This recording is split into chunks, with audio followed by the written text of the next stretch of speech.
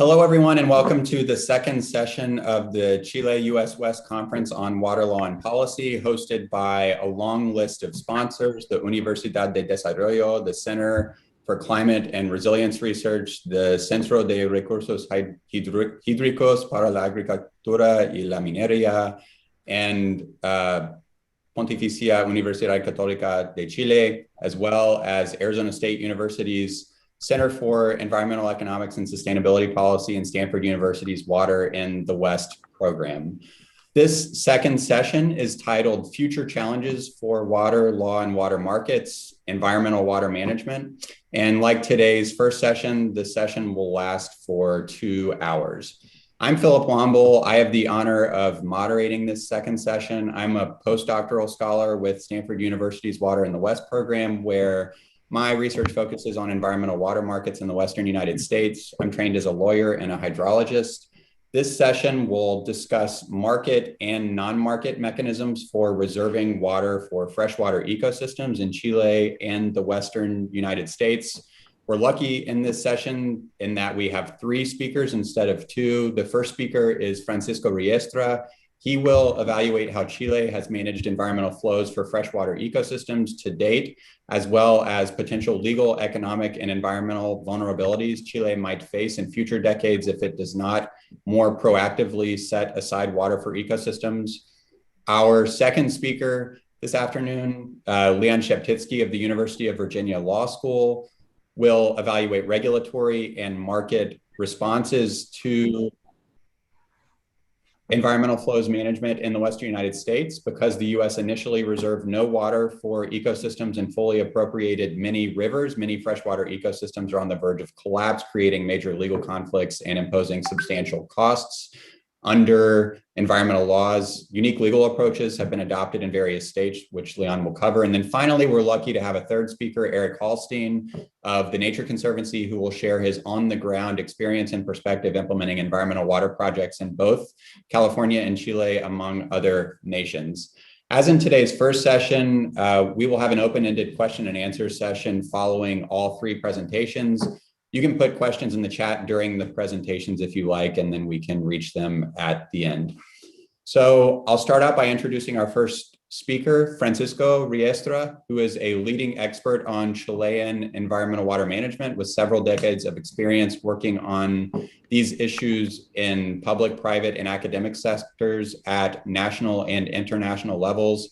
He worked for 14 years at Chile's General Water Directorate, having positions as regional director and national chief of inspections there. He currently works as regulatory risk superintendent at Minera Los Pelambres. And for 10 years before that, he worked on environmental water issues as director of the chief environmental office at Codelco's Andean division, which is a Chilean state-owned copper mining company and the largest copper producing company in the world.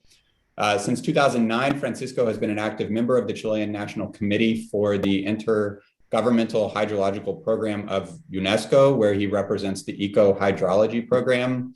Since 2014, he has taught the course Water and Environment for the 21st Century at the Universidad de Chile. And Francisco has worked and collaborated on topics related to environmental flows in Chile and other Central and South American countries, and has many publications on this topic. He's trained as a biologist with postgraduate degrees in environmental management and water technologies and management. Francisco will speak in Spanish, but because this conference is being held in English, his presentation will be simultaneously translated into English. For those of you who don't know Spanish, there will be an English channel that you can access by clicking the interpretation button at the bottom of your Zoom screen and then clicking English. Or if you want to listen in Spanish, you can also click that. So without further ado, I'll let Francisco begin his presentation. Thank you, Philip. Yes, I will present in Spanish, but my slides are in English, and the people have the second channel for some concept in English. Voy a compartir la pantalla.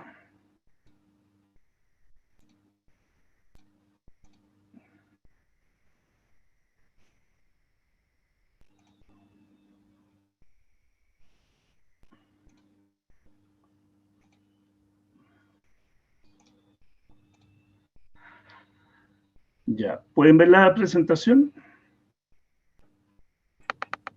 Yes. Partimos entonces.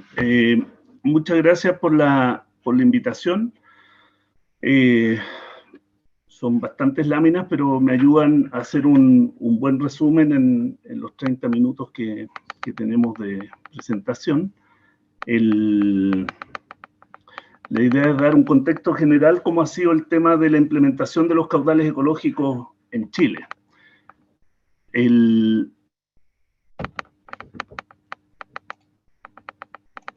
Partiendo por el concepto y la definición, efectivamente en Chile finalmente se optó por la denominación, habiendo una serie de denominaciones y definiciones en la literatura, a eso de inicios de los años 80,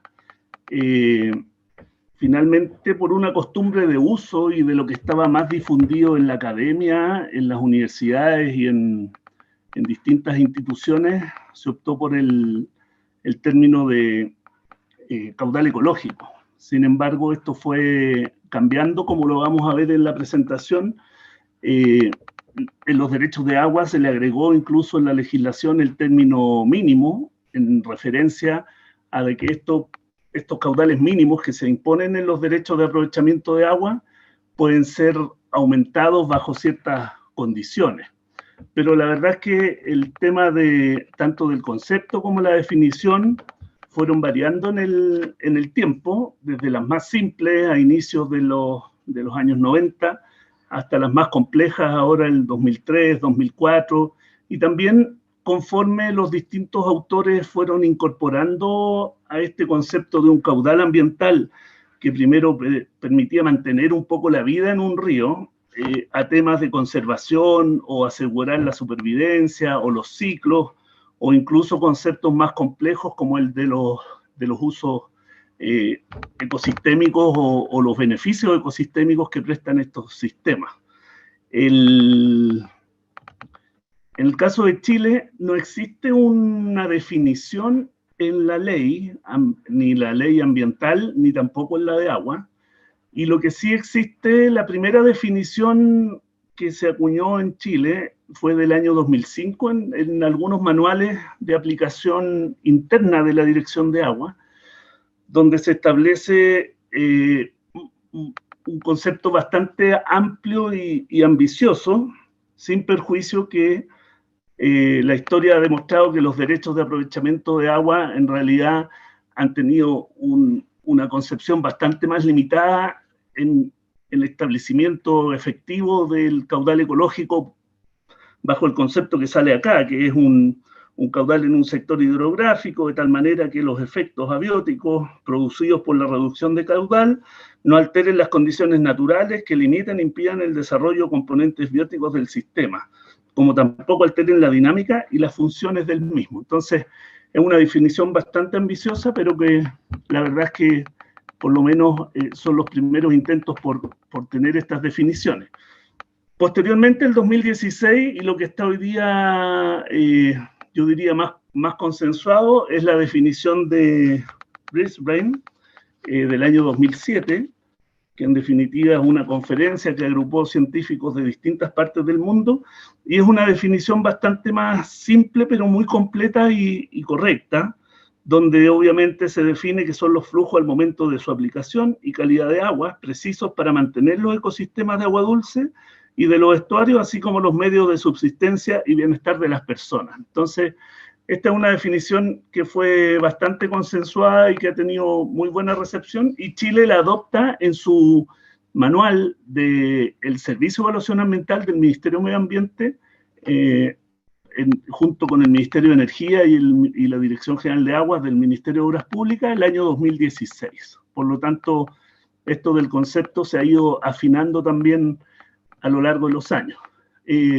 Yo pongo esto de la declaración de Brisbane porque efectivamente es una conferencia importante, ya van 13 años, pero a pesar de sus recomendaciones de avanzar en los caudales ambientales, de que son fundamentales para nuestro bienestar y el crecimiento de los distintos países, el deterioro que había de los ecosistemas dulceacuícolas.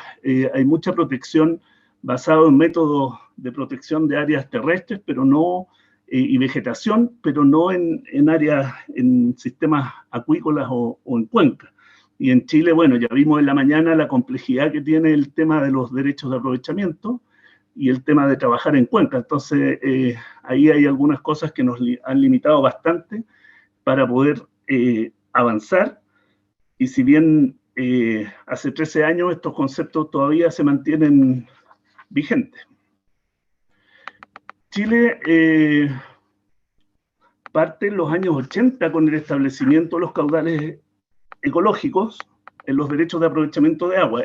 La ley de agua es del año 81, sin embargo, ya el año 82 había algunos profesionales, hace cerca de 40 años, que estaban preocupados de estos temas, al menos para los grandes proyectos hidroeléctricos principalmente, y a eso del año 94 está la ley de medio ambiente, donde para los proyectos específicos se establecieron caudales ecológicos con conceptos un poco más amplios. Por lo tanto, sin perjuicio de la discrecionalidad que hubo en la aplicación en esos años y un poco el aprender en la medida que se iban evaluando los proyectos y su aplicación, que puede ser muy específica para un proyecto, de todas maneras comenzaron los primeros avances en la materia.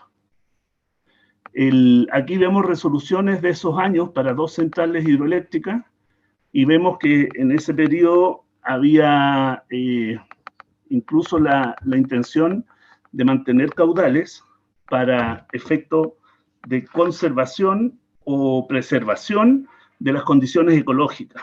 Y, por otra parte, conservar también el potencial turístico de algunos sectores y, por lo tanto, estos dos sectores, estos dos temas, tanto el mantener las condiciones ecológicas como el tema turístico, fueron marcando un poco la pauta en esos años.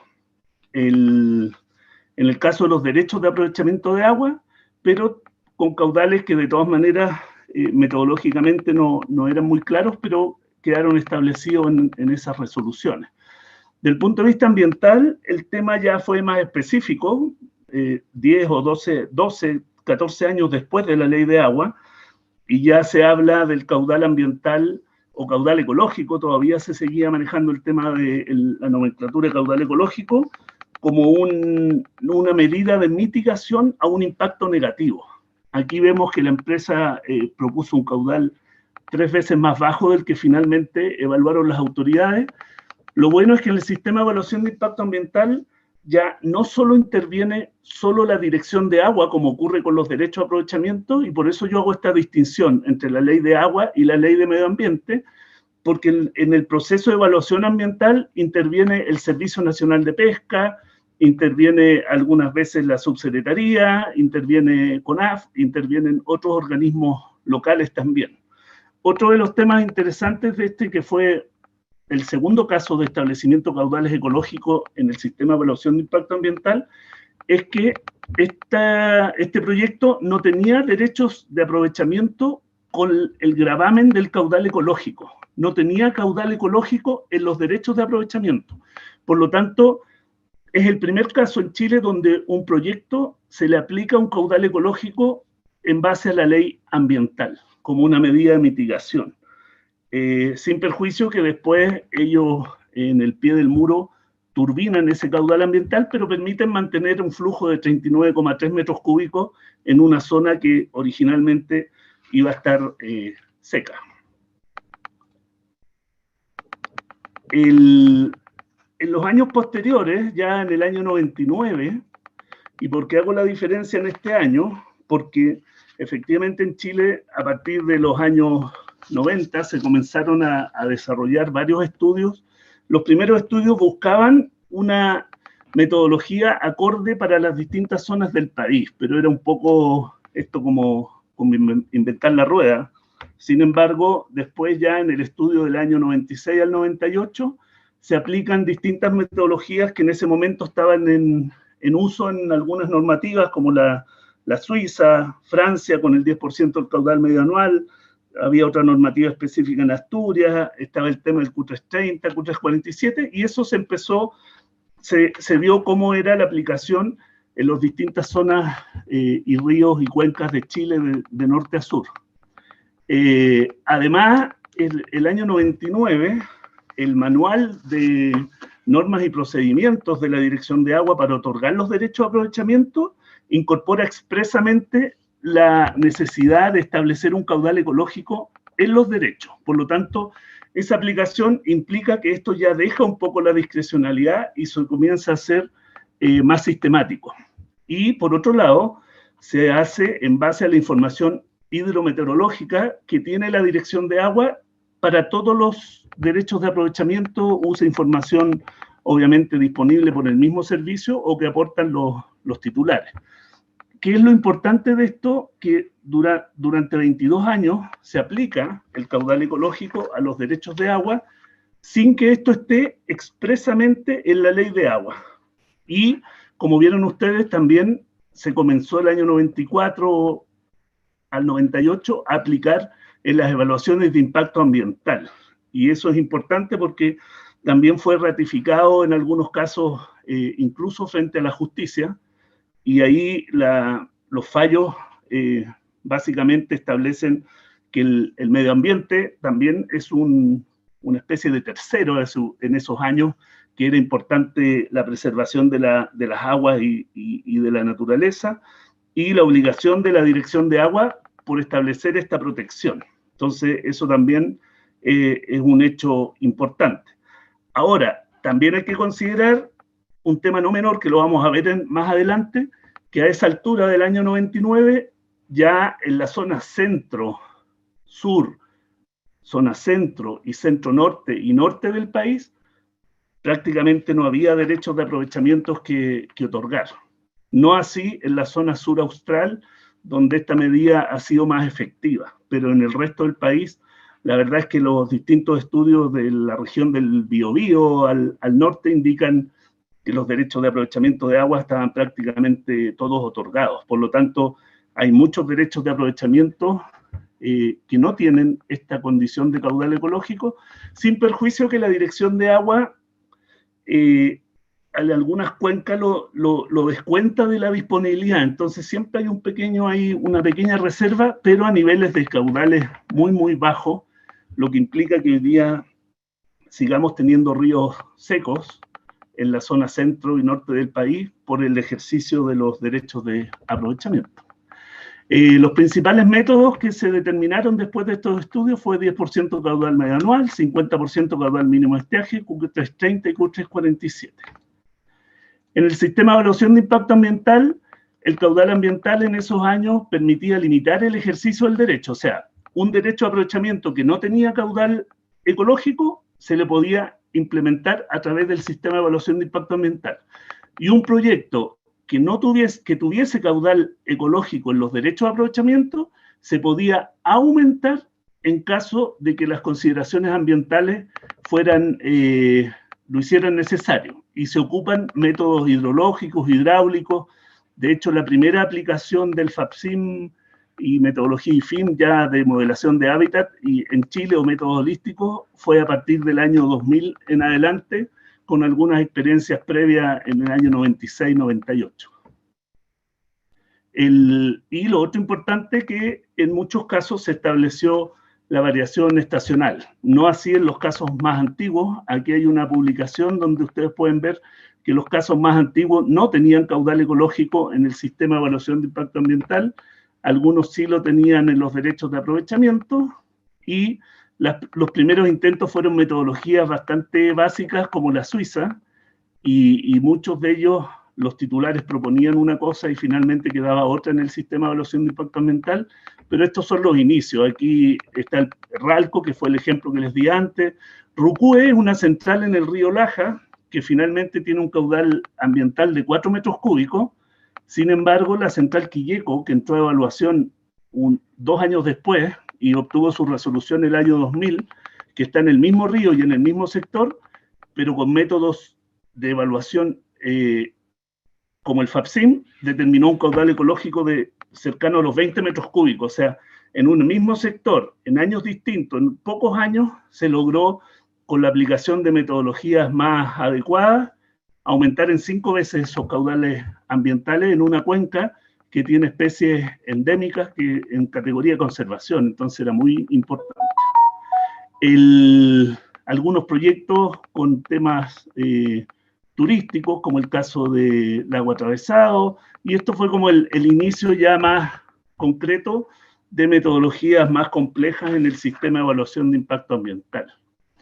Posteriormente, el año 2008, como yo les decía al inicio, ya se incorpora expresamente el caudal ambiental en los manuales de la Dirección de Agua, principalmente en base a la modificación de la ley y de la ley de agua del año 2005, que incorpora expresamente en su artículo 129 la necesidad de establecer los caudales ecológicos para los proyectos, para los derechos de aprovechamiento de agua, estableciendo un límite máximo del 20% del caudal medio anual y en casos excepcionales, con una validación y una aprobación del presidente, podría llegar al 40% del promedio anual.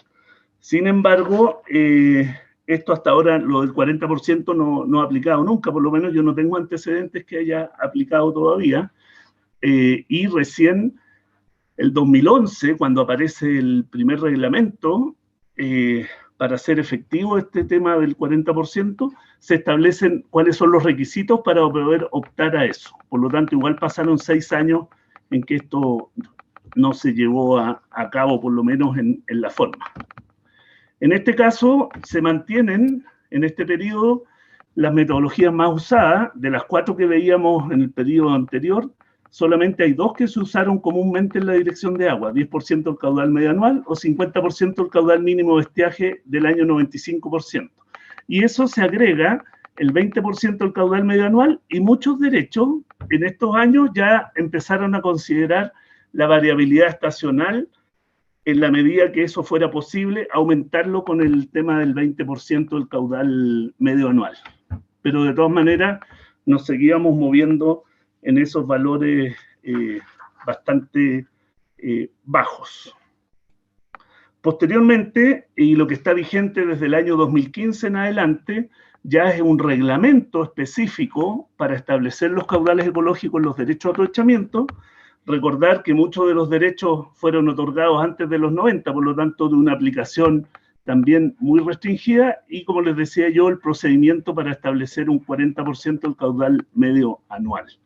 Y eso termina con una resolución que otorga el derecho de agua bajo esas condiciones. Ahora, como en muchas cuencas se siguió, se había aplicado el 10% del caudal medio anual y el 50% del caudal mínimo de estiaje del año 95%, esas metodologías se respetaron también.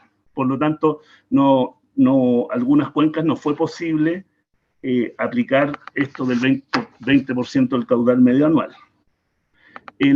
Como yo les indicaba, el 2010 se modifica la ley de medio ambiente, que además crea el Ministerio de Medio Ambiente y algunos otros servicios, y aquí se establece que no solamente será el Ministerio de Obras Públicas, que es el que regula un poco los caudales, y la Dirección de Agua la que intervendrá en esto del caudal ambiental, sino que será también el Ministerio de Medio Ambiente. Y además, la modificación de la ley ambiental modifica el Código de Agua, el mismo artículo 129 que veíamos hace un rato, estableciendo que habrá un reglamento firmado por el Ministerio de Medio Ambiente y el de Obras Públicas para establecer los caudales ecológicos mínimos en los derechos de aprovechamiento de agua. Y eso es lo que está vigente hasta hoy. ¿Qué es lo más importante, sin entrar en detalle? Que esto permite establecer los casos calificados y no podrá exceder del 40%, y hace operativo lo que establecía la ley. En el tema ambiental, nosotros ya tuvimos, con la experiencia ganada en los años anteriores, ya hay centros especializados, consultores, universidades que trabajan en los temas de las metodologías más complejas, y más que las metodologías, a veces estaba la complicación de la información de base para poder usar esas metodologías más complejas. Entonces, ya hay bastantes instituciones públicas y privadas y algunas universidades con sus centros de investigación capaces de aplicar esas metodologías en Chile, lo cual tuvo un desarrollo bastante acelerado, por lo menos para los proyectos en el sistema de evaluación ambiental. Además, desde el año 98 se comenzó a revisar lo que era el FAPSIN y el IFIM como metodologías más complejas para abordar estos temas, no solo en la etapa de descripción, sino que después en la etapa de la decisión. Y el año 2008-2009, 10 años después, se establece ya más basado en el caudal ambiental que en el caudal ecológico, lo que se llaman las áreas de importancia ambiental. También en un estudio de la Dirección de Agua en que me tocó participar, y finalmente estableciendo conceptos bastante más complejos y más ad hoc a los requerimientos de determinar umbrales y áreas de importancia ambiental con información específica, actualizada y tomando en cuenta los distintos usos, uso turístico, uso recreacional, las necesidades del ecosistema y las especies, con un enfoque ecosistémico y una variabilidad temporal para poder establecer los caudales ecológicos dentro del sistema de evaluación de impacto ambiental. Se elaboraron algunas curvas de las especies nativas, que eso también era complejo, porque las especies nativas en Chile no tienen una importancia comercial por sí, sino que tienen el valor y un alto endemismo. Tenemos la cordillera, por el sector este, el océano, cordillera, la zona norte, el desierto, por lo tanto es bastante complejo, no tenemos una gran variedad de especies tampoco, solamente entre 42 y 46 es lo que establecen los distintos autores para todo el país y con algunas bien específicas localizaciones.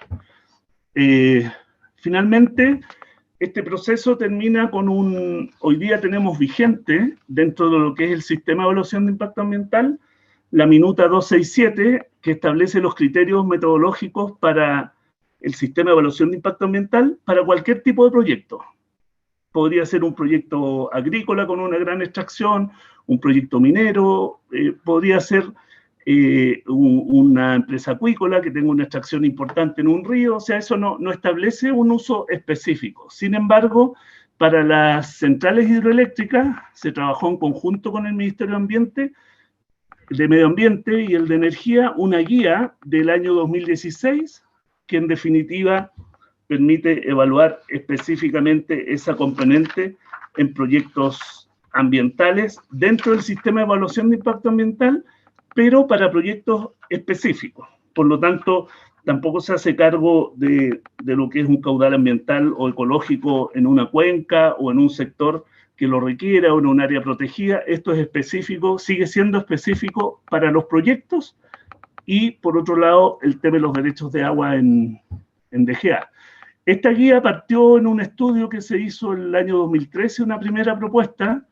Se demoró 3 años más o menos el desarrollo. Nosotros apoyamos desde el programa hidrológico de UNESCO con algunas conferencias, incluso hicimos el primer congreso de ecohidrología en esos años, hicimos algunas conferencias, se realizaron algunas memorias de alumnos de Ingeniería en Recursos Naturales que permitieron finalmente, a través de una consultoría especializada, establecer la guía metodológica para determinar el caudal ambiental para centrales hidroeléctricas, que hoy día también se está usando como pauta más allá del tema de las centrales hidroeléctricas propiamente tal.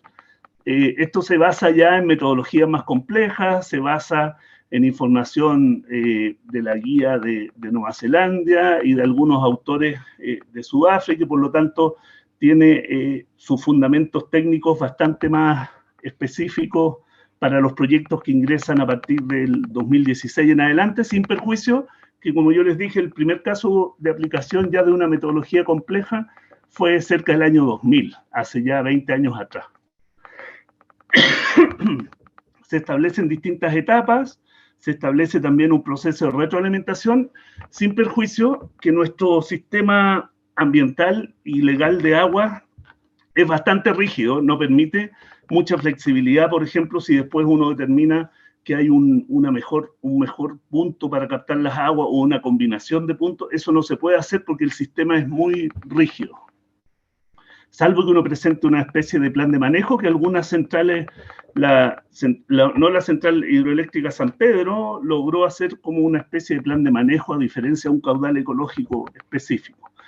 El año 2016 se desarrolló un estudio de qué implicaba aplicar en forma retroactiva en cuencas de la zona central el caudal ecológico, y obviamente por la complejidad que tiene lo que yo les decía, haber establecido los caudales ecológicos posterior a haber otorgado los derechos, solamente un 8% de los derechos en esta zona central tenía caudal ecológico. Por lo tanto, el aplicarlo al resto de los derechos que no lo tenían, implica costos que ustedes los pueden ver en esta zona, en algunas cuencas, del punto de vista de la agricultura, cerca de 170 millones de dólares, en el caso de minería, entre 115 y 250 millones de dólares, 360 millones de dólares, y además implicaría dejar de que las empresas sanitarias que tienen sus derechos también, dejen de captar aguas probablemente por esta condición ambiental, y significa disminuir lo que es la seguridad de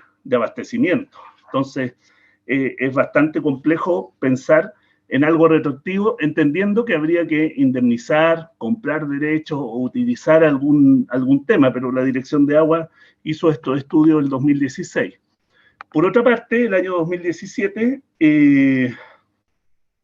se revisó, en base a la fiscalización, cuáles eran los caudales ecológicos establecidos en la zona centro-sur, un poco más al sur de lo que veíamos en el estudio anterior. Se verificó que en esta zona, a diferencia de la zona más centro-norte, el 25% de los derechos tenía caudal ecológico mínimo, por lo tanto hay un porcentaje mayor, y por otro lado, con usos múltiples, agrícolas, agua potable, industrial, hidroeléctrico, y en ese sentido, un poco más diversidad en los usos. Se hicieron fichas de terreno, se revisó y se midió los caudales y se determinó que efectivamente había una buena noticia para los ecosistemas de que el 50% de las aguas con derecho no se estaban utilizando, por lo tanto permanecían en los cauces. Sin embargo, el 40%, que son más o menos 20 de estos cerca de 300 derechos de agua investigados, no cumplían con el caudal ecológico del derecho a aprovechamiento. Y un 17% no lo cumplía de lo que establecía su resolución ambiental. Solamente un 17% estaba asociado a un proyecto evaluado ambientalmente. Y de esos 17, un 30% no cumplía con ese caudal ecológico. Por lo tanto, tenemos mucho que avanzar en que estas fiscalizaciones se hagan efectivas y al menos cumplamos los caudales ecológicos que tenemos. Hoy día la Dirección de Agua tiene otro estudio aprobado y está desarrollando un nuevo proyecto para 120 derechos de agua más y ver que estén en cumplimiento del caudal ecológico, lo cual también es algo positivo el seguir avanzando, pero esto tiene que transformarse en procesos sancionatorios y tiene que efectivamente lograr el cumplimiento efectivo de los caudales, al menos los que están implementados. Y para ir terminando, hay otra metodología que está establecida en el código, que son los caudales de reserva, que son caudales para proteger en cuencas donde hay solicitudes, donde todavía no se otorgan los derechos, porque son solicitudes más complejas, de proyectos más o menos grandes, está la posibilidad de establecer, bajo circunstancias de interés nacional o para el consumo de agua de actividades como el agua potable, asegurar un caudal de reserva.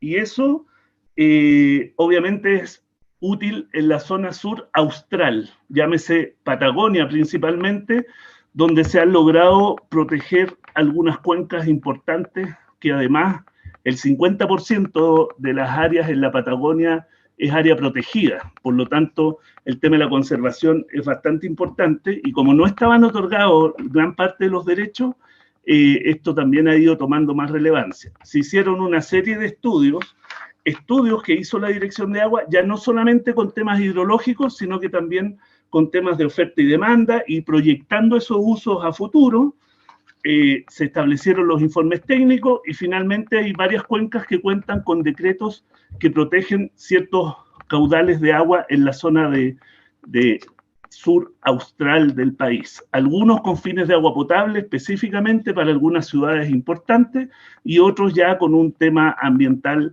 asociado.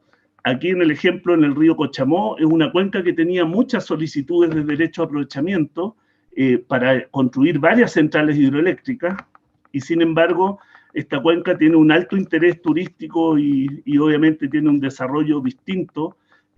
Fue declarada zona reserva de la biosfera por UNESCO en 2007, entonces la Dirección de Agua estableció que el haber tenido un caudal ecológico del 20% del caudal anual era un 1% de las condiciones naturales, y subirlo al 40% era un 4%.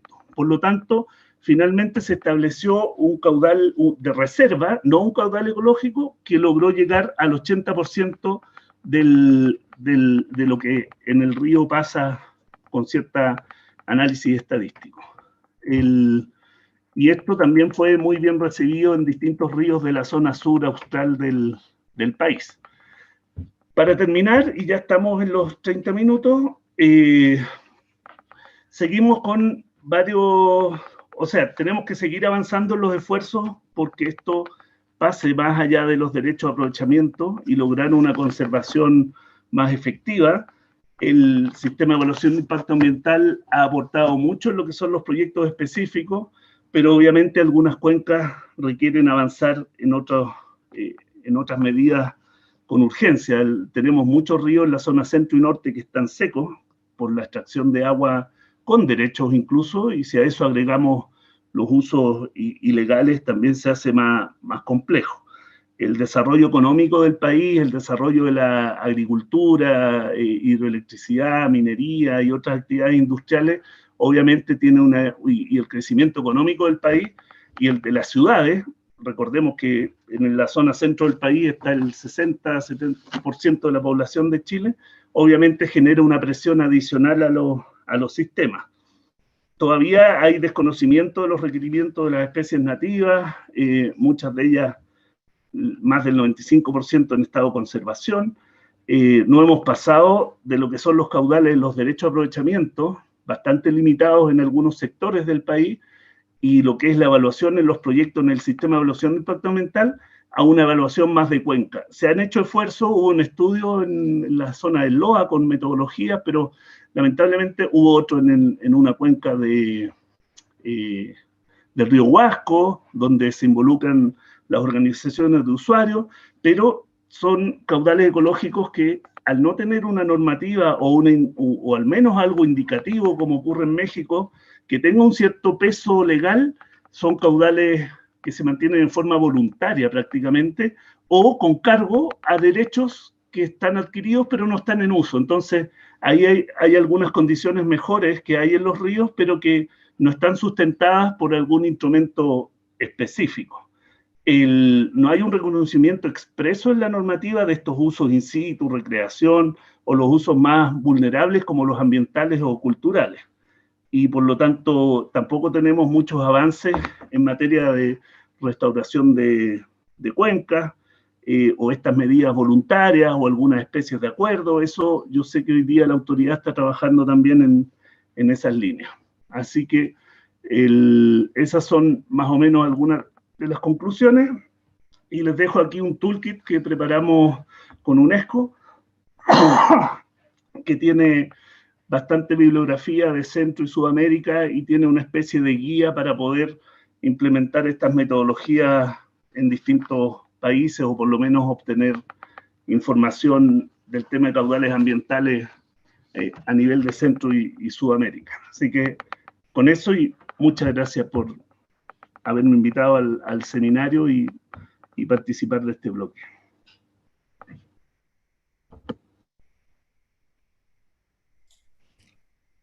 Thank you so much, Francisco, for that interesting and insightful presentation. We'll now move on to today's second presentation, which will be given by Leon Sheptitsky.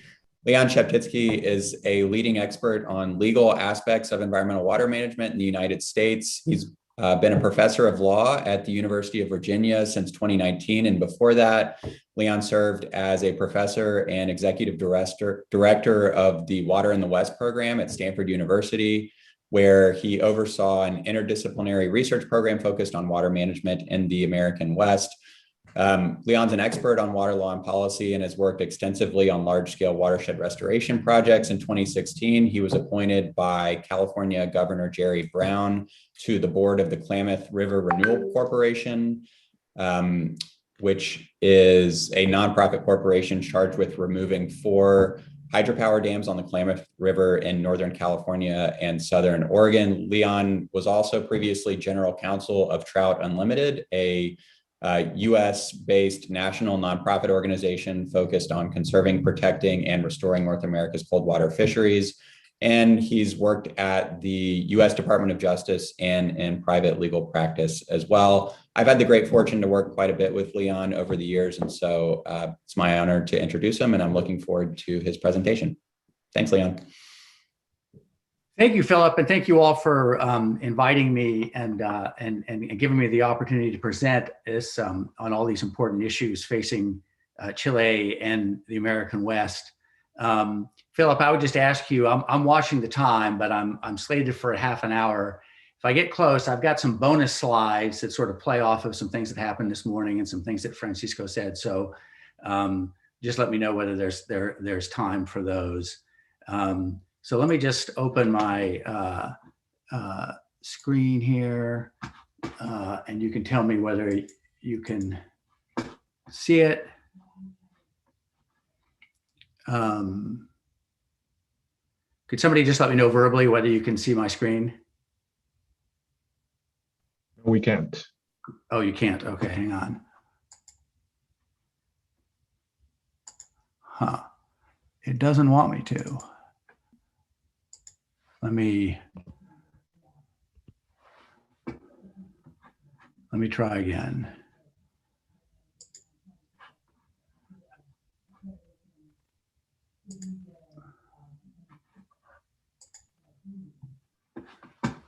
Yep, we're good now, Leon. Right. Now I can see him. Excellent. Can you still see it? Yes. Yep.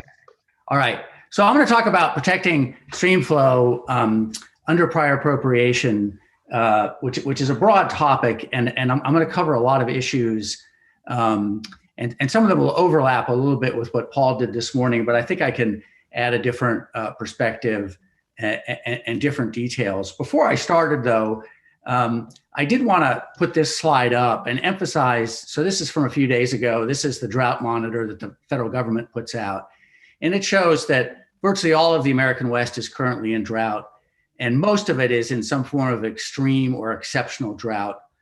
So I put this up there to make the point that the whole prior appropriation system is under a huge amount of strain.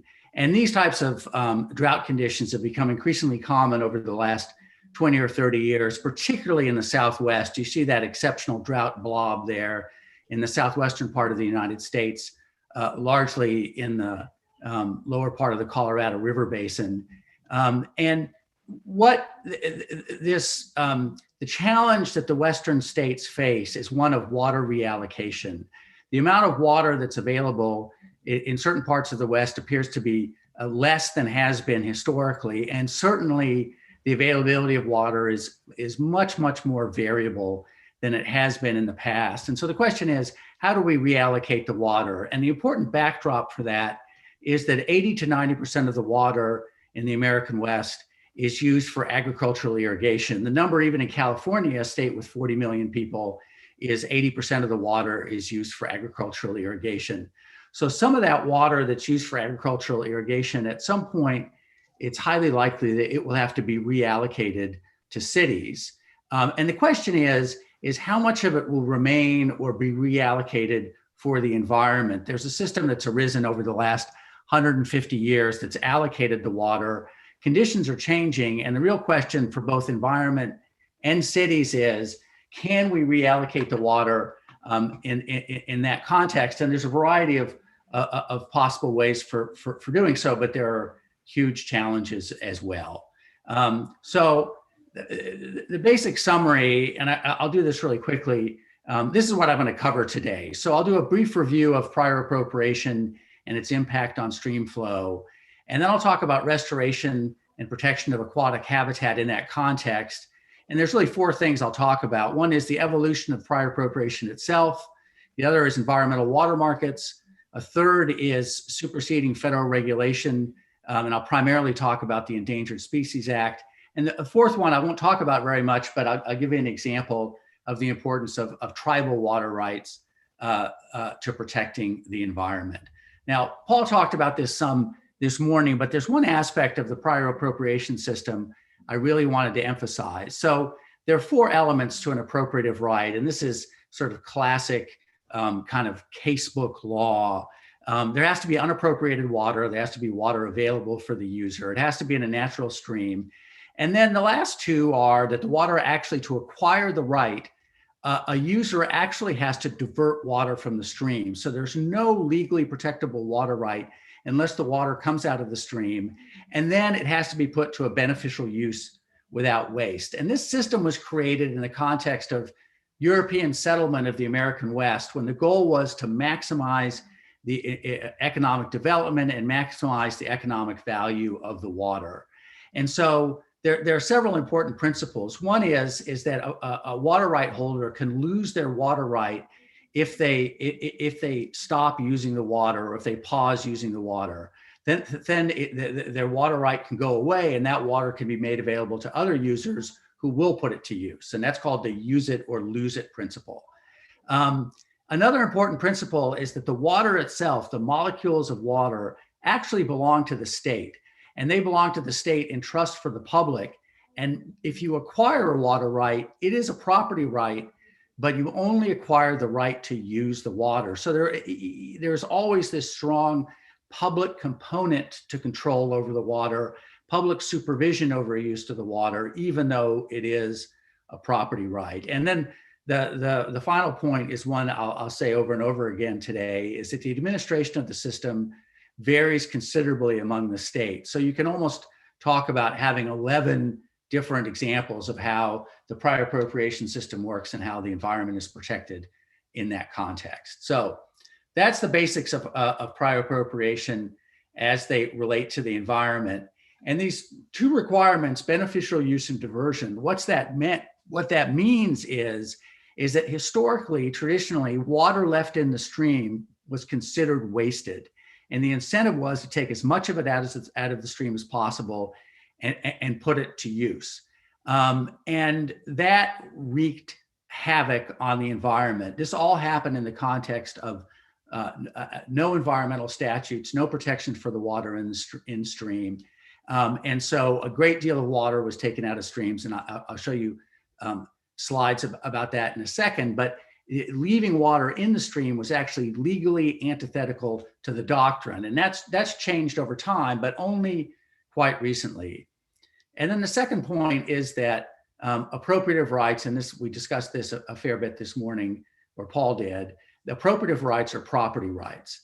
And property rights are protected under the Fifth Amendment of the US Constitution. The government can't take those rights without paying just compensation, but they're weird property rights. So you don't own the water, you just own the right to use the water. And that right is subject to a lot of public interest and public supervision, which I'll talk about more as the presentation goes on. So just to give you a few examples of what the current state of play is in the West and what the prior appropriation system has created,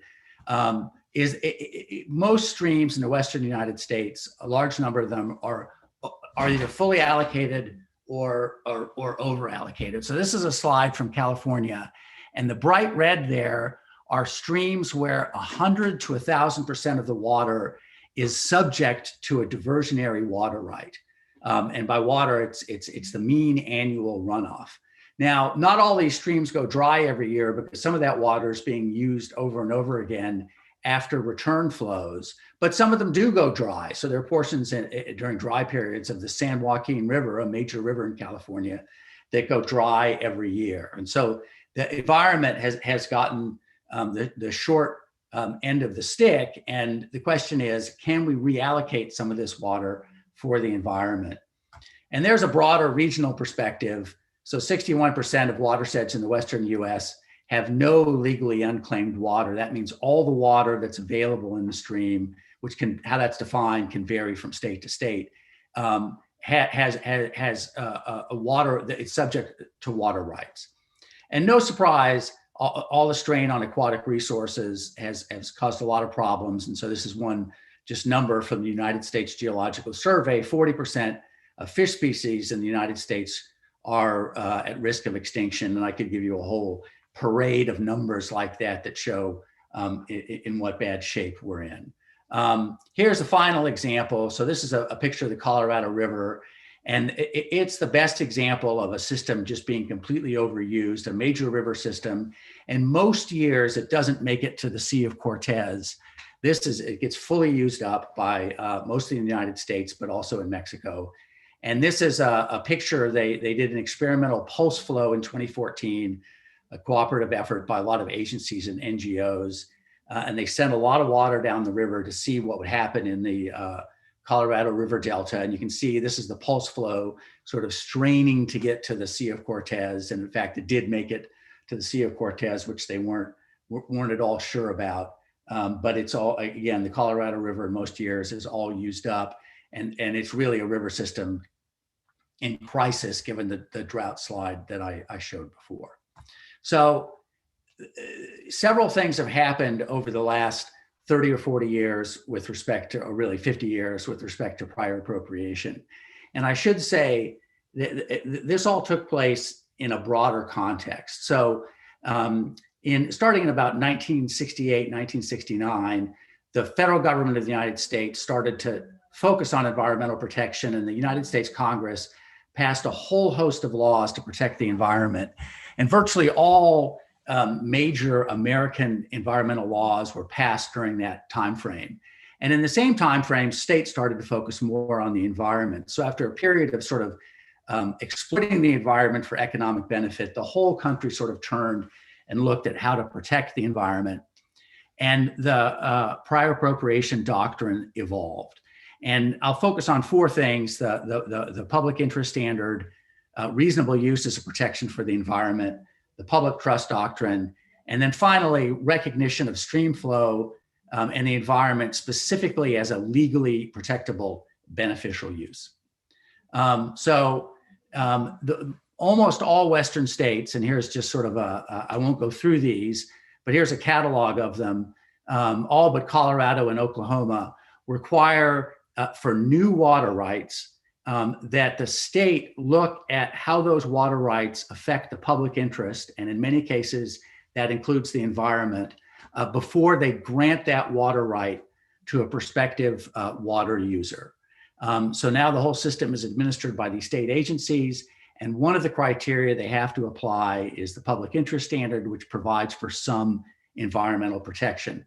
Now, and Francisco alluded to this as well, this only applies to new water rights. So if you're in a system where the environment's already been damaged or the system's fully allocated, the public interest review does not help the environment really at all. But in systems where there's still water available, it can result in some protection, but its application, as I said, varies a lot from state to state. So the prior appropriation system now requires consideration in many states of the public interest. The second thing I want to talk about is the concept of reasonable use as a protection for the environment. And this is, I just put this in here so you can, when people look at the slides, they can have the exact language. But this is from the California Constitution, which Paul mentioned this morning. So unreasonable methods of using water are prohibited, and all use of water has to be in the interest of the people and for the public welfare. And what's happened is that reasonable use requirement has, in some narrow circumstances, been interpreted to provide some protection for the environment, and some types of water uses that damage the environment in particular ways have been deemed to be an unreasonable use. And this, unlike the public interest standard, can apply to existing water uses, since any unreasonable use of water is prohibited. And I'll give you one specific California example, and I put the case citation there if anybody wants to read it.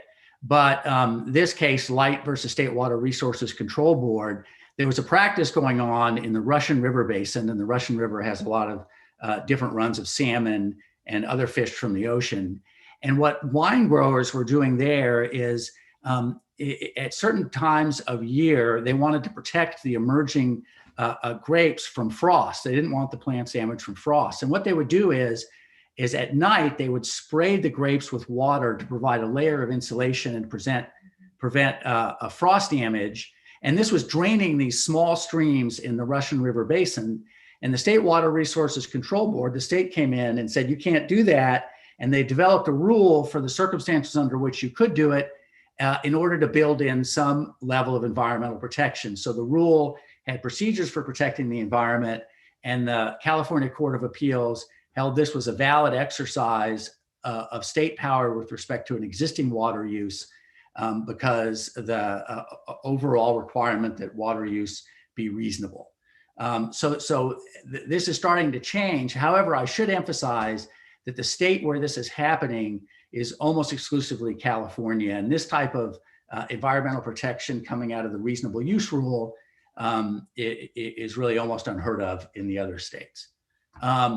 So the final California specific issue, and Paul again alluded to this morning, is the public trust doctrine. And I'll just explain the example where it applied most significantly in California because it's really important.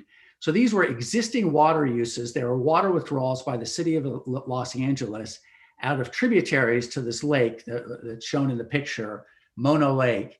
And the withdrawals of water from the tributaries and the export to Southern California was causing Mono Lake to shrink. And people sued challenging these water withdrawals. And even though they were existing water rights that had been exercised for some time, the court held that they violated the public trust doctrine. So they held that the property rights in water were subject to this public trust doctrine, and the state could go in and effectively change the water use. Now, it's a little bit of an oversimplification, but it is effectively what happened. The uses didn't have to stop, but ultimately over time, the situation was resolved, and Los Angeles now takes less water from the Mono Lake Basin than it used to in order to protect the lake levels. So this public trust doctrine, which dates from Roman law and English common law, has held to limit the property right to water and the extent to which it can damage the environment. So that's the public trust doctrine. The final thing, evolution in the prior appropriation rule as such, that I'll talk about, and it's really important because it essentially gave made possible environmental water markets, is the recognition of the environment as a beneficial use. So you'll recall one of the elements of an appropriative right is that the water has to be put to a beneficial use. And now virtually all Western states have recognized that the environment is a beneficial use, which is, and this started happening about 40 or 50 years ago. It's sort of a quiet revolution in the sense that now water can be legally protected in stream in the same way that an irrigator's water right to divert water is protected, which was really a major development. And I just provided one statute, this one from Montana, showing you how in the statute, along with all these human uses of water, protection of the environment is recognized as a beneficial use. So this now means you can have water in stream that's subject to a water right and protected in stream pursuant to a water right.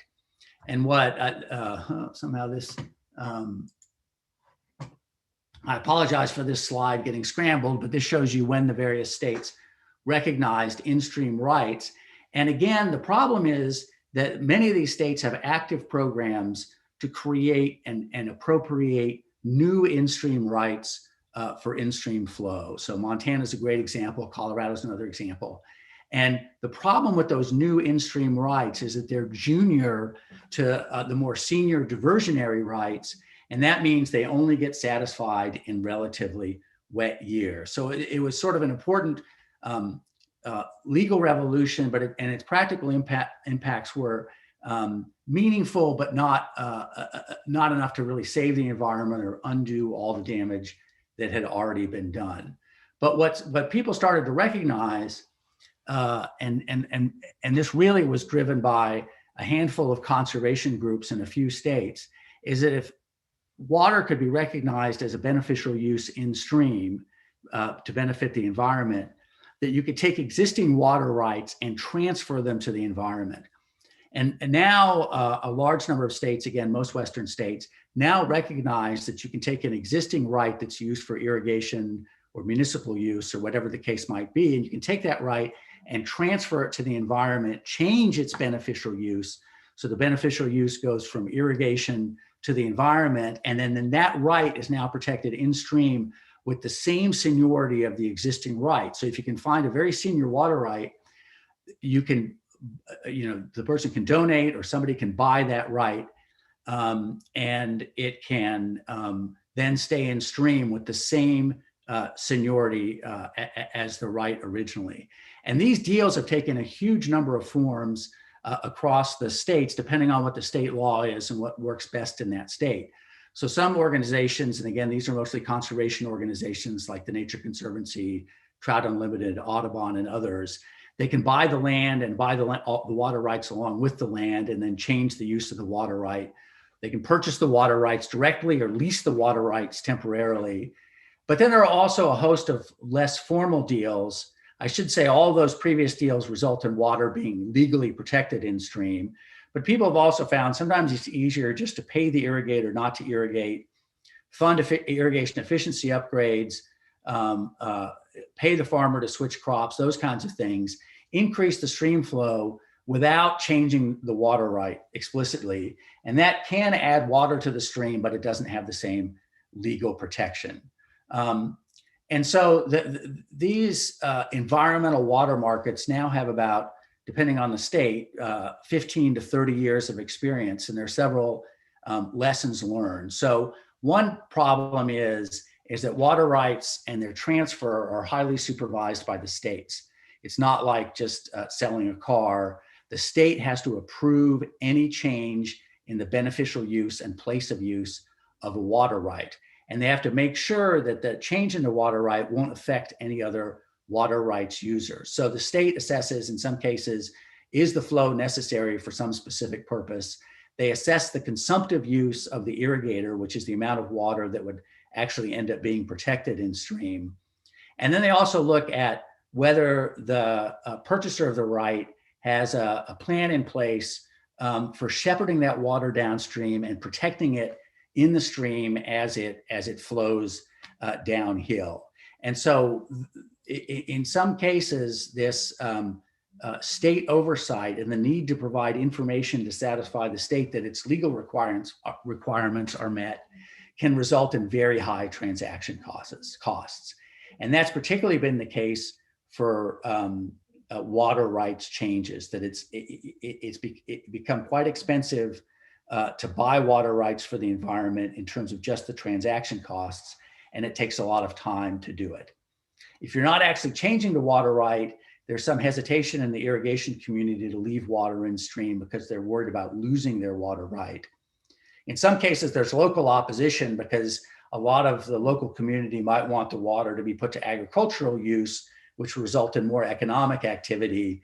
And some of the opposition is driven by this sort of history of Western cities buying agricultural water rights and then just drying up the farms and sending the water to Denver or Los Angeles or whatever the case might be, this buy and dry practice. And so there's some local opposition. And then the final problem is you have to have the money to do all this, to buy the water and make the deals happen and have the people on the ground to create relationships with irrigators, find good deals and things like that. So it's extremely expensive, and there's no obvious source of money, no consistent source of money to do this. So the funding, some of the funding has come from the government, both state and federal. Some of the funding has come from private donors, but it's sort of picking away at the problem, and there's not enough money certainly on the table to result in a major reallocation of water in the Western United States for environmental purposes. Now, Philip and I have worked together a lot on this over the years, and we've done various studies of environmental water transactions. This was a study that we did in 2015 that focused on water rights changes. So how many water rights had been changed from some out of stream use to environmental uses. And this gives the numbers in each state. And you can see it varies a lot. And one reason it varies a lot is because of money. Another reason it varies a lot is because the laws of the state are quite different in terms of how much work it takes to change your water right. And you can see Oregon and Washington have a large number of deals, in part because it's very easy to do temporary leases of water rights in those states, and also because there's money on the table to help protect and save endangered salmon on the Pacific coast and that migrate inland. So those are just two of the driving factors. As our work has gone on, we also wanted to look at less formal deals. And we looked at some states that didn't have a lot of water rights changes in the Colorado River Basin. And you can see there's, if you look at Colorado, Arizona, this is, Colorado, I'm sorry, there's Colorado, Wyoming, Utah, Arizona, New Mexico, and Arizona, New Mexico, sorry. They have relatively few water rights changes, but in fact, during a subsequent period, they had a large number of less formal deals. So these include really short-term deals just to pay irrigators not to irrigate, to pay them to conserve water. The transaction costs are much lower. The commitment by the irrigators is a lot less. And there was actually money available to do these deals. And it sparked a lot of transactions during this period in those states. Again, the problem being there's no legal protection for the water in stream, which in some cases mattered and in some cases didn't. And I can talk about that if people are interested. So this is a kind of a area that's growing, but it's growing in fits and starts. And it really hasn't been pushed forward at a large scale because the funding just hasn't been available. Here's one example, and I just provide the case citation if you want to read about it. The federal government actually, Congress provided a lot of money to restore a lake in Nevada called Walker Lake. And the problem with Walker Lake is that it's a terminal lake. The rivers that flow into it end in Walker Lake. And there was so much irrigation in those rivers that the lake, as you can see from this graphic here, was shrinking. And they wanted to stop the lake from shrinking for a variety of reasons. And so the federal government put several $100 million on the table, and the organization that was given that money proceeded to buy ranches and farms and buy their water rights, and then try to shift the water rights for environmental purposes so they could flow downstream and enhance lake levels. And there was a lot of opposition to doing this. It took several years to get the deals done, and then it took several years in court. And ultimately, the court that heard the case approved the transfers. But it just goes to show you how difficult the process can be. And if you're interested in more of the details, you can read that case because it really lays out some of the sources of opposition and all the hoops that one has to jump through when trying to transfer water rights to the environment. The final thing I'm going to talk about is federal and state environmental protection statutes. So these are like an overlay on state water law that in some cases can trump the appropriative rights system and require water to be left over for the environment. And Paul listed some statutes in his presentation. I've listed some here. Again, most of them passed in the late 60s and early 1970s. I'm only going to talk about one because it's the most powerful, the Endangered Species Act. And it's a really complicated statute. I won't go into details. There's a process for listing species as threatened or endangered.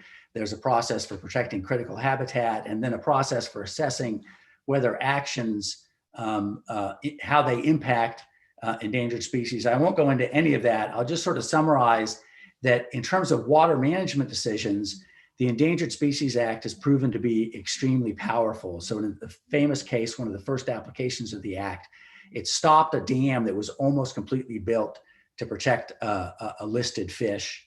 Congress later overruled that, but that was TVA versus Hill. It can supersede appropriative rights to protect a crane that relies on marshes. It's required curtailment of groundwater pumping to maintain stream flows. And it's required a federal water agency to release water to protect stream flow. One of the problems with these, the Endangered Species Act approaches is that there'll be a water use that's been in place for many years. A species gets listed, and then the federal agencies come in and kind of assess what needs to be done. Circumstances can change. And so these Endangered Species Act requirements sort of come down from the federal government, and sometimes in unanticipated ways, and they get revised over time and can make it very hard for water users to plan what their water use is going to be, because there's so much uncertainty associated with Endangered Species Act compliance. And if the species doesn't do well, those requirements can always get stricter. And I just want to give one example of how the Endangered Species Act interacts with appropriative water rights. And Paul mentioned this morning, the Klamath River Irrigators case. So this is the Klamath River Basin. It's in Southern Oregon and Northern California. And I won't go into it in any detail, but the important thing to know is right about here, there's a federal irrigation project run by the Bureau of Reclamation. And that project diverts water out of the Klamath River and sends it to irrigators that are largely here in Southern Oregon and Northern California. But once that water leaves the river, none of the return flows go back to the Klamath River. So that's not 100% true, but most of that water is lost to the Klamath Basin. So it diminishes flows in the river going downstream. And the river downstream is home to Chinook salmon, steelhead trout, but also these coho salmon that are listed under the Endangered Species Act. And so they need cold water, they need a lot of water to survive. And in 2001, the basin experienced a bad drought, not as bad as the current drought, but bad. And what the federal government did— You have 3 minutes. Okay, I'll be done with the main part. To comply with the Endangered Species Act, the federal government stopped all deliveries to irrigators. So they said no water for irrigation, all the water that we can spare has to go downstream to protect these coho salmon. So the irrigators got no water. And they promptly sued, alleging that their property rights in the water had been taken by the federal government without compensation. And it resulted in almost 20 years of litigation. And I won't go through all of these stages of the litigation, but essentially the federal courts, as Paul mentioned, it's the Federal Court of Claims, largely hears these cases. And the appeals court in charge of the Federal Court of Claims sent the case to the Oregon Supreme Court, so the Oregon Supreme Court could assess under state law what was the nature of the irrigator's property right, okay? And in 2010, the Oregon Supreme Court ruled that the irrigators, in fact, had a property right. In 2016, so 16 years after the case was filed, a trial court found that there had been a taking and ruled in favor of the irrigators and said the federal government had to pay the irrigators. The federal government appealed that decision to something called the Federal Circuit, which oversees the Federal Court of Claims. And what was really interesting is that the appeals court held that there was no taking, and this gets to the tribal water rights. So the lower part of the Klamath Basin, so down here, is home to several native tribes. And right at the mouth of the river, it's the Yurok Tribe. And the Yurok Tribe have a way of living that's based largely on the availability of salmon. Their culture and their subsistence depends to a huge extent on salmon in the river. And a federal reservation was created for them at the mouth of the river to allow them to practice their traditional lifestyle and to live there. And what the Supreme Court of the United States about 115 years ago held that when the federal government created Indian reservations for native tribes, they also by implication created water rights adequate to serve the purpose of the reservation. And since the purpose of the Yurok reservation was to exercise their traditional manner of living, they held that that implied a water right sufficient to support the salmon fishery. And the water right dates from the date of the creation of the reservation, which in this case was senior to all the other water users in the upper part of the basin. So the Federal Circuit Court of Appeals held that the irrigator's right was actually subsidiary to the tribal right, because the irrigation cutoff had been based on protecting salmon, which is one of the main purposes of the tribal water right, they held that there was no taking. And so this interaction between the Endangered Species Act and environmental regulation more generally, and the property rights under the prior appropriation system is exceptionally complicated and a huge mess. And in this case took almost 20 years to sort out. And again, it shows you how these property rights are locked in place on the one hand, but there's this tension. They're subject to public oversight. They're subject to the public interest. And there's there's some expansion and contraction that's built into the rights, and how much really depends a lot on the circumstances and varies a lot from state to state. And so how much water you can reallocate to the environment by regulatory mechanisms without triggering a takings claim is very uncertain at this point because of court decisions, but also is very uncertain because it varies so much based on the circumstances. So Philip, that's all I had. There was one, I've got 2 bonus slides, but I can let them be. Thanks so much, Leon. That was great. So now that we've received an overview of environmental water management in Chile and in the Western US, we'll move on to our third presenter, Dr. Eric Halstein of the Nature Conservancy, who is actively working on environmental water projects in Chile and in California. Eric, you still have 30 minutes if you want it. Eric is the Nature Conservancy's partnership lead and investment committee representative for the Sustainable Water Impact Fund, which is an approximately $1 billion fund between the Nature Conservancy and fund manager Renewable Resources Group to invest in transforming agricultural land in arid and semi-arid areas of California, Chile, Peru, and Australia to generate freshwater and biodiversity benefits, as well as some economic returns. Eric also previously served as chief economist and director of conservation investments for the Nature Conservancy's California chapter, where he led a variety of projects in the areas of economics, conservation, finance, and transactions. Outside of TNC, Eric serves on the steering committee and chairs the advisory council for the Conservation Finance Network. And before TNC, Eric was a principal with Imprint Capital Advisors. He was a management consultant for Boston Consulting Group and worked in other financial positions. He's also published in some of the best scientific and economic journals in the world, and his work and his team's work has been featured in a variety of news outlets, including sources like the New York Times, The Economist, Forbes, and National Geographic. Eric has a PhD from UC Berkeley and their Energy and Resources group, and he has a bachelor's degree from Harvard. And ever since this session was announced, I've been looking forward to hearing Eric's on-the-ground perspective on managing and acquiring water for the environment in California and Chile. And with that, I'll let you take it away. Great, thank you very much. Can you all maybe give a thumbs up? You can see the slide. Yes. Perfect.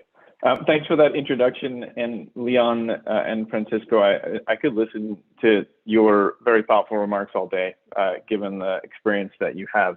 I'll try to add something to the conversation. And really, when I reflect on what you covered, there will be 2 sort of key parts to that. One is bringing into the conversation the impacts in California of our Sustainable Groundwater Management Act, which I liken to a regulatory drought. Leon showed some graphics at the beginning of his presentation about how severe the current drought is, and I'll explain why this particular piece of legislation is important and why it matters, not just for groundwater, but also for surface water. And then the other part is that I, for the last couple of years, have been deeply working on the practical challenges of how to dedicate water to the environment. And this vehicle that Philip was describing in the introduction, the Sustainable Water Impact Fund, is a partnership with an investor that's really intended to create public-private partnerships that lead to the protection of environmental flows and in-stream flows. And in the course of that hard work of on the ground, grappling with all of the issues in California that Leon described, and also the issues in Chile that Francisco described, I think we've gotten to some lessons learned that are useful to share with this group. as I jump into this, I also would say that this is, it's a little bit of an odd presentation to give, particularly from the California perspective, because as I think Leon is making clear, I really don't think that California or the US West has this figured out. I think more than anything else, I wanted to share where we've had some significant challenges in terms of dedicating water for the environment and cultural flows or flows that benefit people, particularly those who don't always have a voice at the table in the political process. And so, if anything, I think highlight some failings of what we've developed as useful information for the deliberations that are underway. First, about the Nature Conservancy, really briefly, just to give you some context for my remarks. We're a conservation organization, a nonprofit with activities in 72 countries, one of which is Chile. And of course, we're active in all 50 US states. The priorities we have as an organization are broad, as one would expect of an organization that works around the world like that. We organize ourselves primarily in these three areas, focusing on climate change, the protection of land and water, and then the challenge of all of that coupled with maintaining and providing for the food and water that humans all rely upon for our well-being. So there are some inherent tensions that we are trying to work through as an organization about how we choose to use the very finite resources on the planet. There are ways in which we further organize ourselves, and particularly with the work I'm doing around water and agriculture, very focused on smart growth. California itself has 40 million people roughly, and we continue to grow, and securing supplies of fresh water for people and for nature, and also the notion that we can actually create food systems that are perhaps regenerative and not just lead to a deterioration of the condition of our agricultural sector. And the framing of all of this work, and the reason that we're in this partnership with Renewable Resources Group, is the evidence that scientists are showing that business as usual for all of us and all of the countries that we live in really doesn't look particularly good. That really it leads to a further deterioration of the biodiversity and the water that we depend upon, and that it's really we need to find ways to bend the curve, and the sorts of work that are underway in Chile, I think, are really just a remarkable opportunity to think about how to deal with some of those tensions that Leon and Francisco were describing in an effort to do a much better job of protecting the environment, but at some fundamental also all of our collective well-being. And then with respect to water, we work around the world on a number of different projects.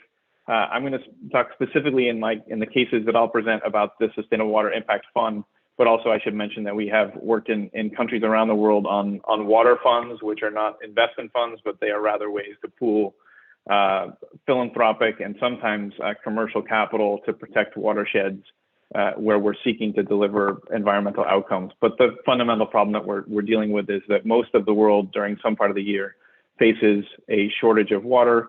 And just like in California, as Leon described, an enormous percentage of that, 80–90% in most locations, is driven by agriculture.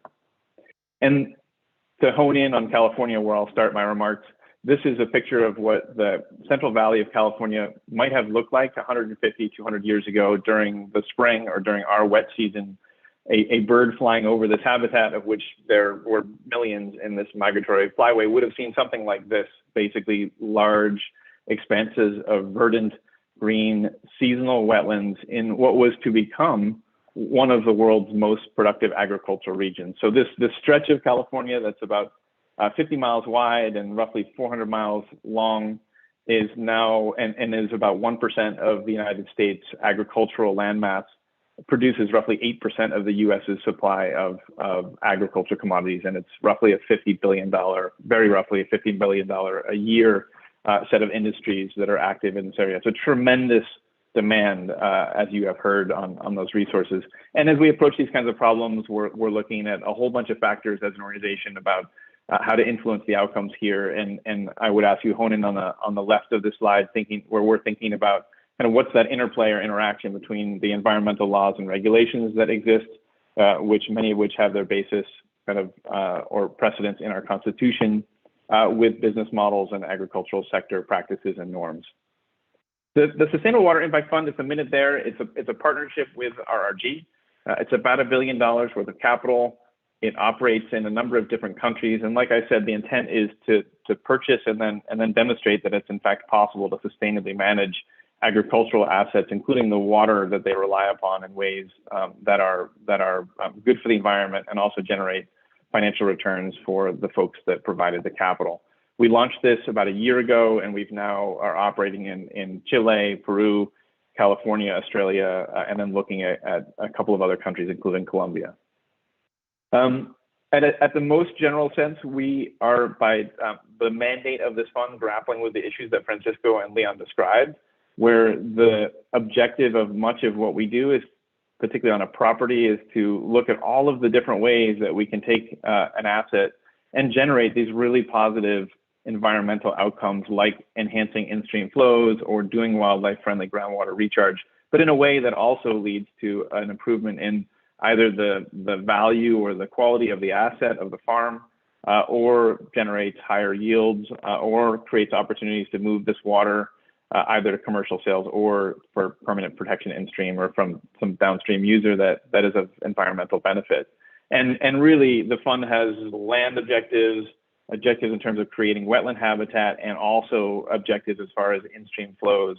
And again, this is, when we think about California, one of the most altered landscapes in the world from the perspective of what we humans have done from an agricultural perspective to the landscape. So in a sense, we're trying to reverse 100 years of not the best human engineering in these landscapes, and grappling with the constraints, so to speak, that Leon had spoken to.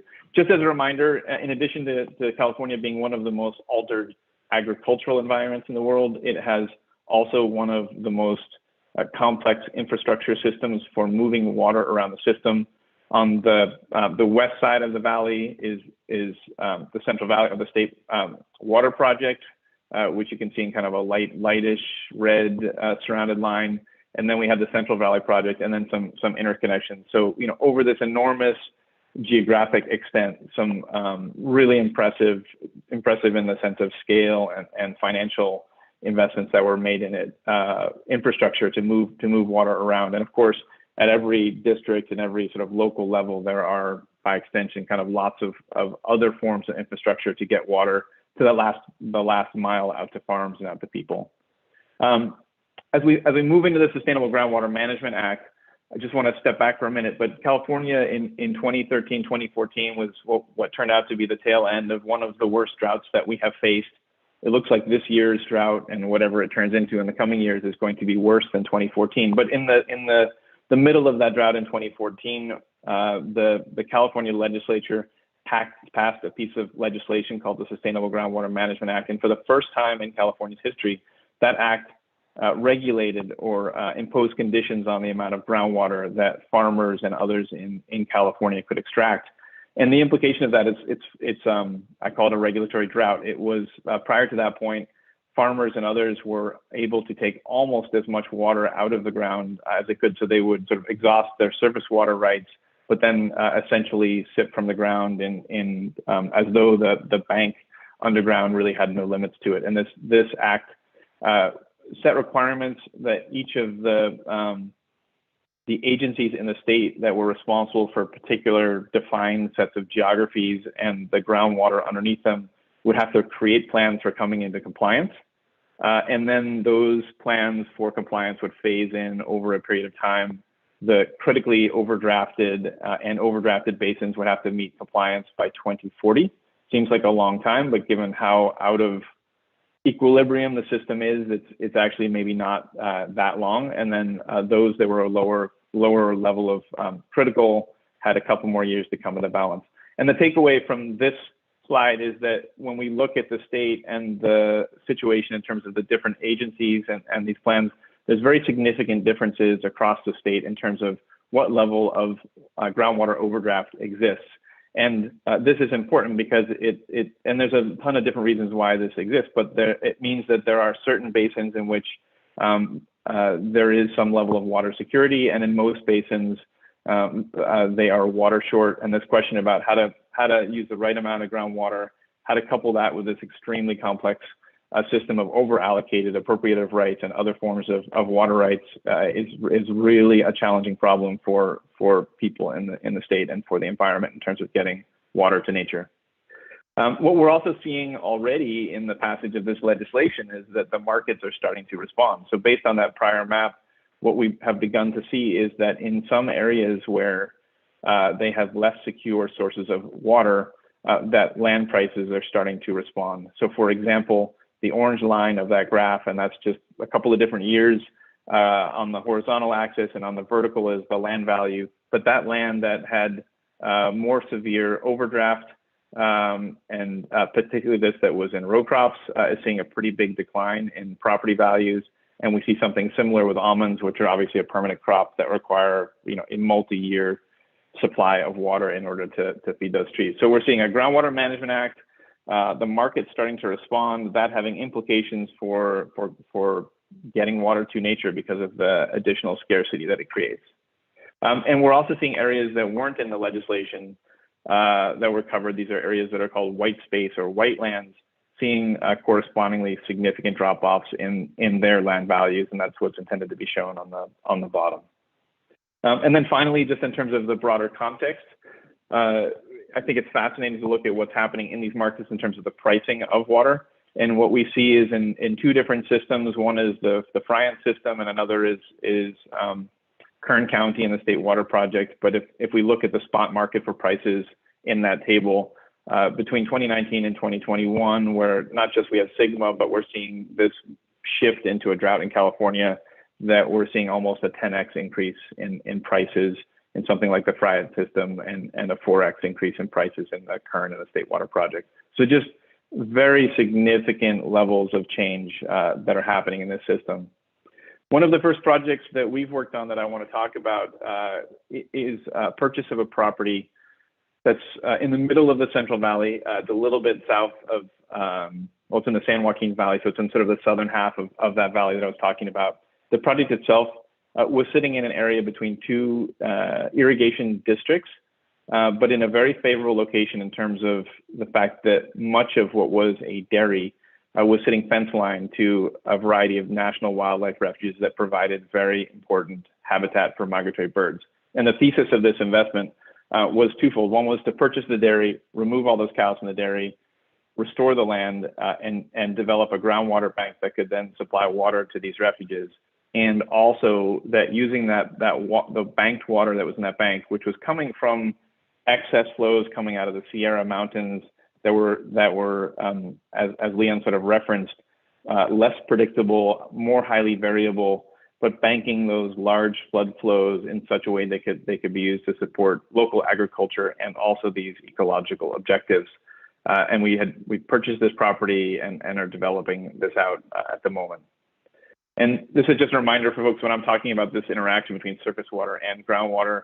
This is what I'm talking about is whether in this particular case we can do things like create a recharge basin for the groundwater in a way that also creates suitable wetland habitat for migratory birds, and at the same time recharge this aquifer that sits below the shallow soils that are near the surface, and then pump that water out and use it for other purposes. So for those who aren't as familiar with groundwater banking and what the implications or what that might look like sort of physically, this is a cartoon version of it.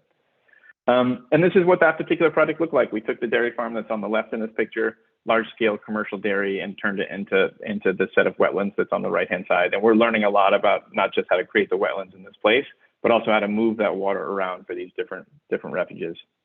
It has been a remarkable journey for us, and I would just highlight a couple things that we have learned in this process, which is that, and really this gets to really the challenges in California, but as Leon has explained, we have a set of surface water rights and groundwater rights now that are incredibly overallocated for a whole variety of reasons I did describe. We do have some mechanisms now that allow us to do things like dedicate water to the environment. We have some standards around minimum in-stream flows, just in terms of the quantity, but also some measures that allow us to protect some of the quality. And then there are these federal acts that supersede some of the state level protections, like the Endangered Species Act. But I would argue that that's quite a blunt instrument in terms of its flexibility for finding ways to work in these highly constrained systems.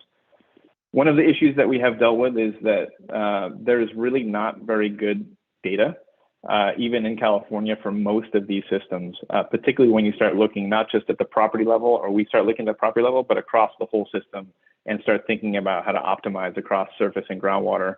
And we're in a sense, and a lot of folks that are making decisions about these resources are making decisions at the property level, but really it's that landscape scale understanding and the ability to trade off different things at that landscape scale that are extremely important. And then on this slide, the other thing I would call out is there's tremendous uncertainty about how all of these things will play out, both the surface water and the groundwater dimensions. SGMA, for example, is a very powerful piece of legislation, but there's tons of uncertainty about how each of those responsible agencies in the particular locations where it's being enacted will in fact enact it, and therefore on pricing, there's questions about how one would move water in and out of basins. And then there's a lot of interesting nuances about how this act interacts with other existing laws and legislation, particularly even rights to groundwater that are pre-existing that piece of legislation that there's lots of scenarios where that ends up in long litigation. I'm an economist, so I can't help talk about some of the economic challenges here. Leon did reference that there are very high transaction costs, and I would just simply state that's very true. And there's a lot of ways in which those transaction costs are preventing the optimal allocation of what's a finite resource. It's also worth noting that a lot of these environmental benefits that we are talking about are externalities. They're not priced into economic decisions that particularly the private sector is making. And so the market itself is very far from able on its own to clear at any sort of social optimum in a way that would work for most of society. And that while there is and there can be public funding available, it's often quite erratic. And what we've noticed is that it occurs at a very slow pace relative to how the private sector acts. Sometimes funding cycles for public funding are in the form of years, whereas some private actors can move in the order of months. And that just lag time is really challenging. And then finally, we haven't talked about it much, but the sort of environmental justice and social implications of a lot of these things, particularly when you look at well-capitalized private actors and their ability to influence the system that don't get really appropriately and fully kind of taken into account. I'm going to just spend a couple minutes now talking about Chile, where we're also very active and building on a case of a project that we're doing in the middle of the country along the Aconcagua River, where we purchased a property which is on this map, it's in the dark black outline along that stream that says the Cacuy stream. This is a very interesting location in the country. The Aconcagua is an ecologically significant river, and the property itself is fairly remarkable because if you look at the lower right picture, what it is it's an avocado and walnut orchard on about 10% of the property, but it's surrounded by hillsides that are largely a very high priority Mediterranean habitat. And then those are providing surface water and seasonal surface water and groundwater flows that we see as opportunity to use more efficiently and reduce the consumptive use of this on the property, and then put that water back into the tributary to the Aconcagua, and then ideally move it downstream to protect some of these species that you can see on this map, of which there are many. So that in the middle of this map, in the sort of small green, you can identify right above where it says Rio Aconcagua River, the property that I'm showing you. In an ideal world, we would have a way to dedicate that, in a sense, saved consumptive use in stream, and it would flow out of that system down into to the coastline where there's some important estuaries and wetlands, and along the way protect these various species that are listed on that map. What we found in really trying to figure out to see how we could dedicate that water in stream is that it was at this point in time impossible.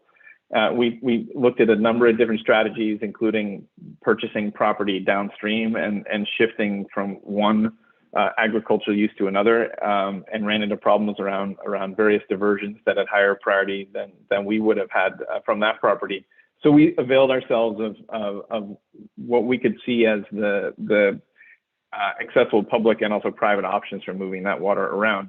And where we landed, I think, is illustrative of the challenges that at least I think are true in Chile, which is that we weren't able to protect that water once it moved off the property. So instead, what we're working on is a large-scale Derecho Real de Conservación, so a conservation easement that is protecting all of that upland portion of the property that's in green, and then just limiting the footprint of that property in terms of its agricultural use to the pieces that are in red.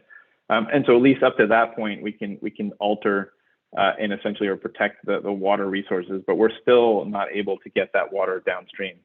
And this is the last two slides, which sort of highlights what I would say are some of the challenges that we've been facing in Chile that are worth highlighting. And I think some of those are very, very similar to California, unfortunately, relating to the over-allocation of most resources. And I think Francisco did a nice job of talking about this, although I think there's some really remarkable accomplishments that have also occurred.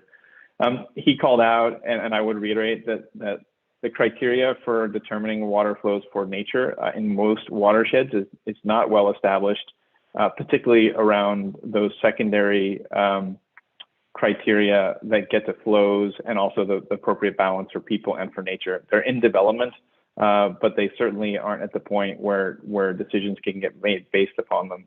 And then whether it's any one of the sorts of kinds of mechanisms that Leon described, at least in that basin that we were working on, I think this is true of many in Chile, there aren't clear mechanisms for leaving water in stream that are a beneficial use for the environment. And then just the very last slide, I want to underscore, yeah, go ahead. Oh, I was just going to say. Yeah, so I'll wrap up. Yeah, great. So just similar to California, there really is a dearth of granular information about water flows, both for people and for nature, and that interaction between the groundwater and surface water, and the various sets of criteria that are needed to protect species in those systems. I always think of California as being wonderfully complicated. There are hundreds of jurisdictions around the groundwater system that I described that interacts with the surface water, but there are even more parties and jurisdictions involved with making decisions in Chile. And then Chile does have a legal framework around local community water rights, but it's not particularly clear how enforcement of that is possible and how that has sort of real substantial legal teeth or repercussions for those who violate.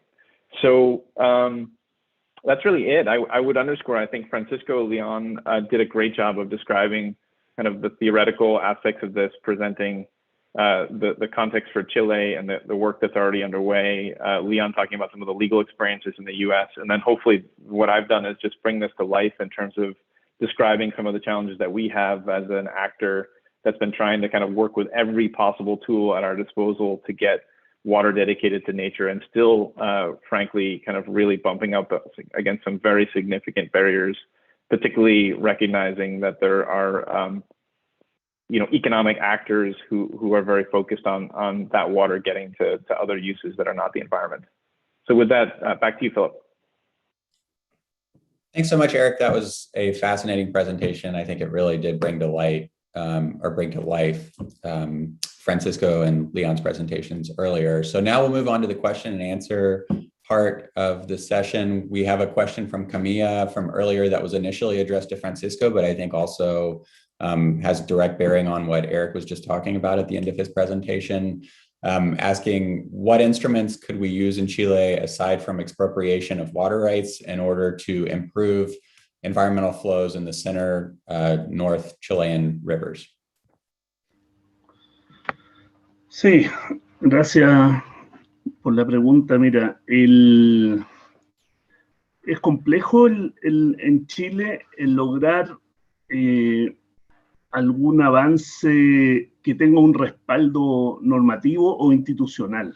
Entonces, por la condición que tienen los derechos de aprovechamiento, por la falta de organismos de cuenca, por la falta de objetivos ambientales o de conservación que incluyan un objetivo más amplio dentro de una conservación de una cuenca.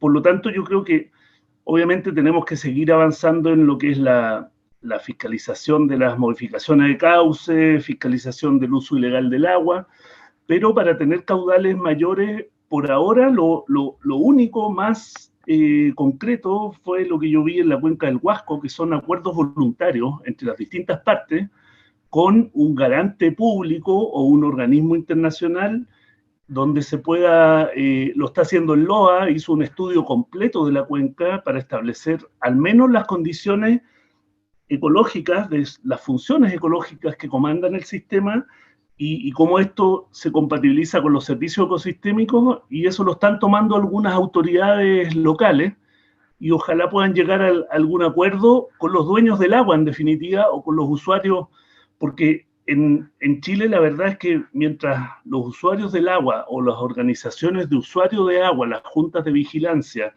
sigan en propiedad total de los derechos, los van a poder ejercer hasta secar un río. Una hidroeléctrica en el tramo donde no tiene devoluciones y si no ingresó al sistema de evaluación de impacto ambiental o no tiene en su derecho a aprovechamiento caudal ecológico, lo puede secar y lo secan. O sea, eso ocurre hoy día.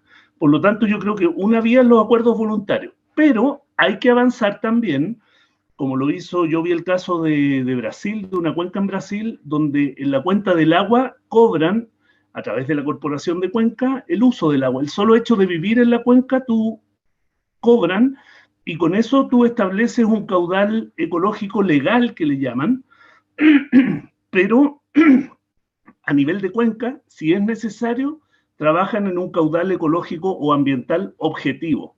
Y en base a esa recaudación van poniendo, no sé, restauración de ribera, mejoramiento del tema del riego, para lograr llegar a ese caudal objetivo. Y el otro caso también, que todavía no sé qué tanto éxito ha tenido, pero en México también establecieron a través del Programa Nacional de Reservas de Agua para el Ambiente, caudales ambientales que no tenían una repercusión legal directa en los derechos, pero sí en la planificación de la cuenca. Es algo más incipiente que lo que tiene, por ejemplo, la Comunidad Europea con las directivas marcos, donde se establecen objetivos y ellos ya están en la restauración, o lo que vimos también de los ejemplos que nos mostraban de destruir algunas presas que interrumpen los cursos de agua. O sea, hay objetivos específicos. Entonces, yo creo que nosotros, por eso yo digo, partir con algo voluntario, pero que la autoridad, en este caso de agua o de medio ambiente, tiene que ir imponiendo algunos criterios, aunque sean indicativos, que después se transformen en normativos. Y en eso yo creo que sí podemos avanzar. Tenemos la tecnología, hay información, obviamente falta todavía yo creo que en Patagonia el tema está un poco más protegido a través de los caudales de reserva. No me gusta decir esto, pero también el tema de las patentes por no uso de agua, si podría ser que ciertos derechos se devolvieran, por lo menos lo que no se están usando, y yo creo que hay hartas cosas que uno podría ir mencionando y para tener una mejor perspectiva futura en Chile, porque hoy día con lo que se está haciendo es insuficiente. Las normas secundarias de calidad de agua, no hemos hablado del tema de calidad de agua, pero también es un factor muy importante y han tenido un desarrollo muy incipiente todavía en Chile. Van avanzando, pero todavía falta ese link con la parte ecosistémica o los servicios o el tema social.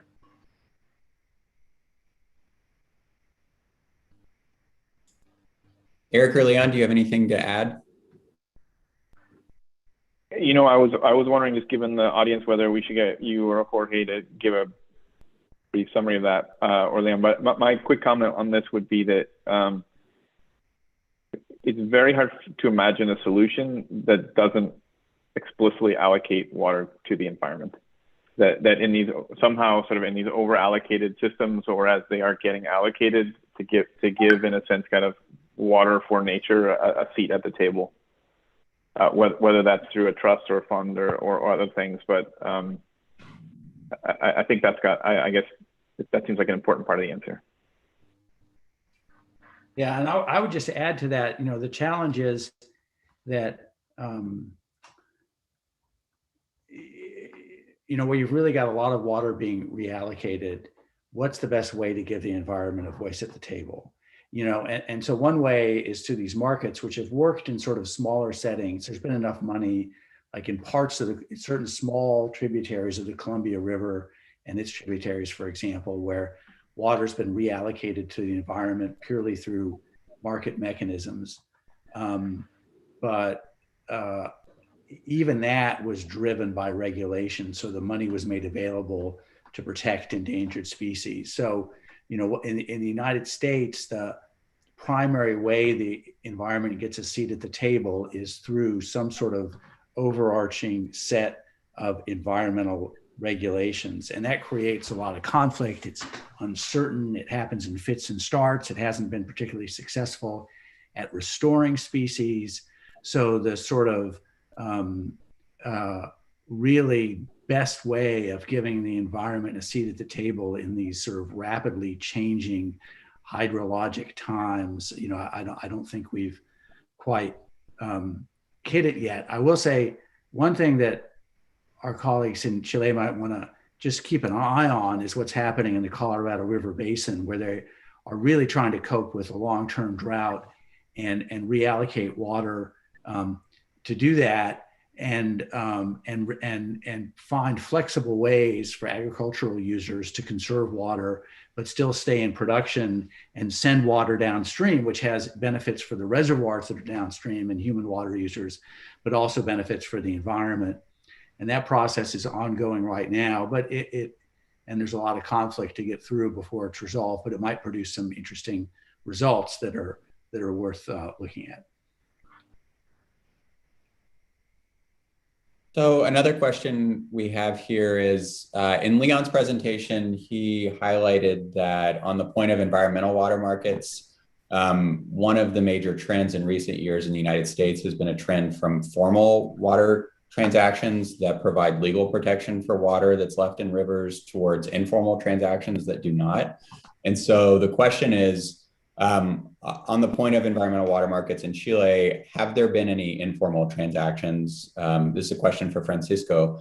And then to Eric, I think relatedly, what informal options did PNC consider as part of the Chilean project that you highlighted, and why were they ultimately unsuccessful for bringing that water downriver?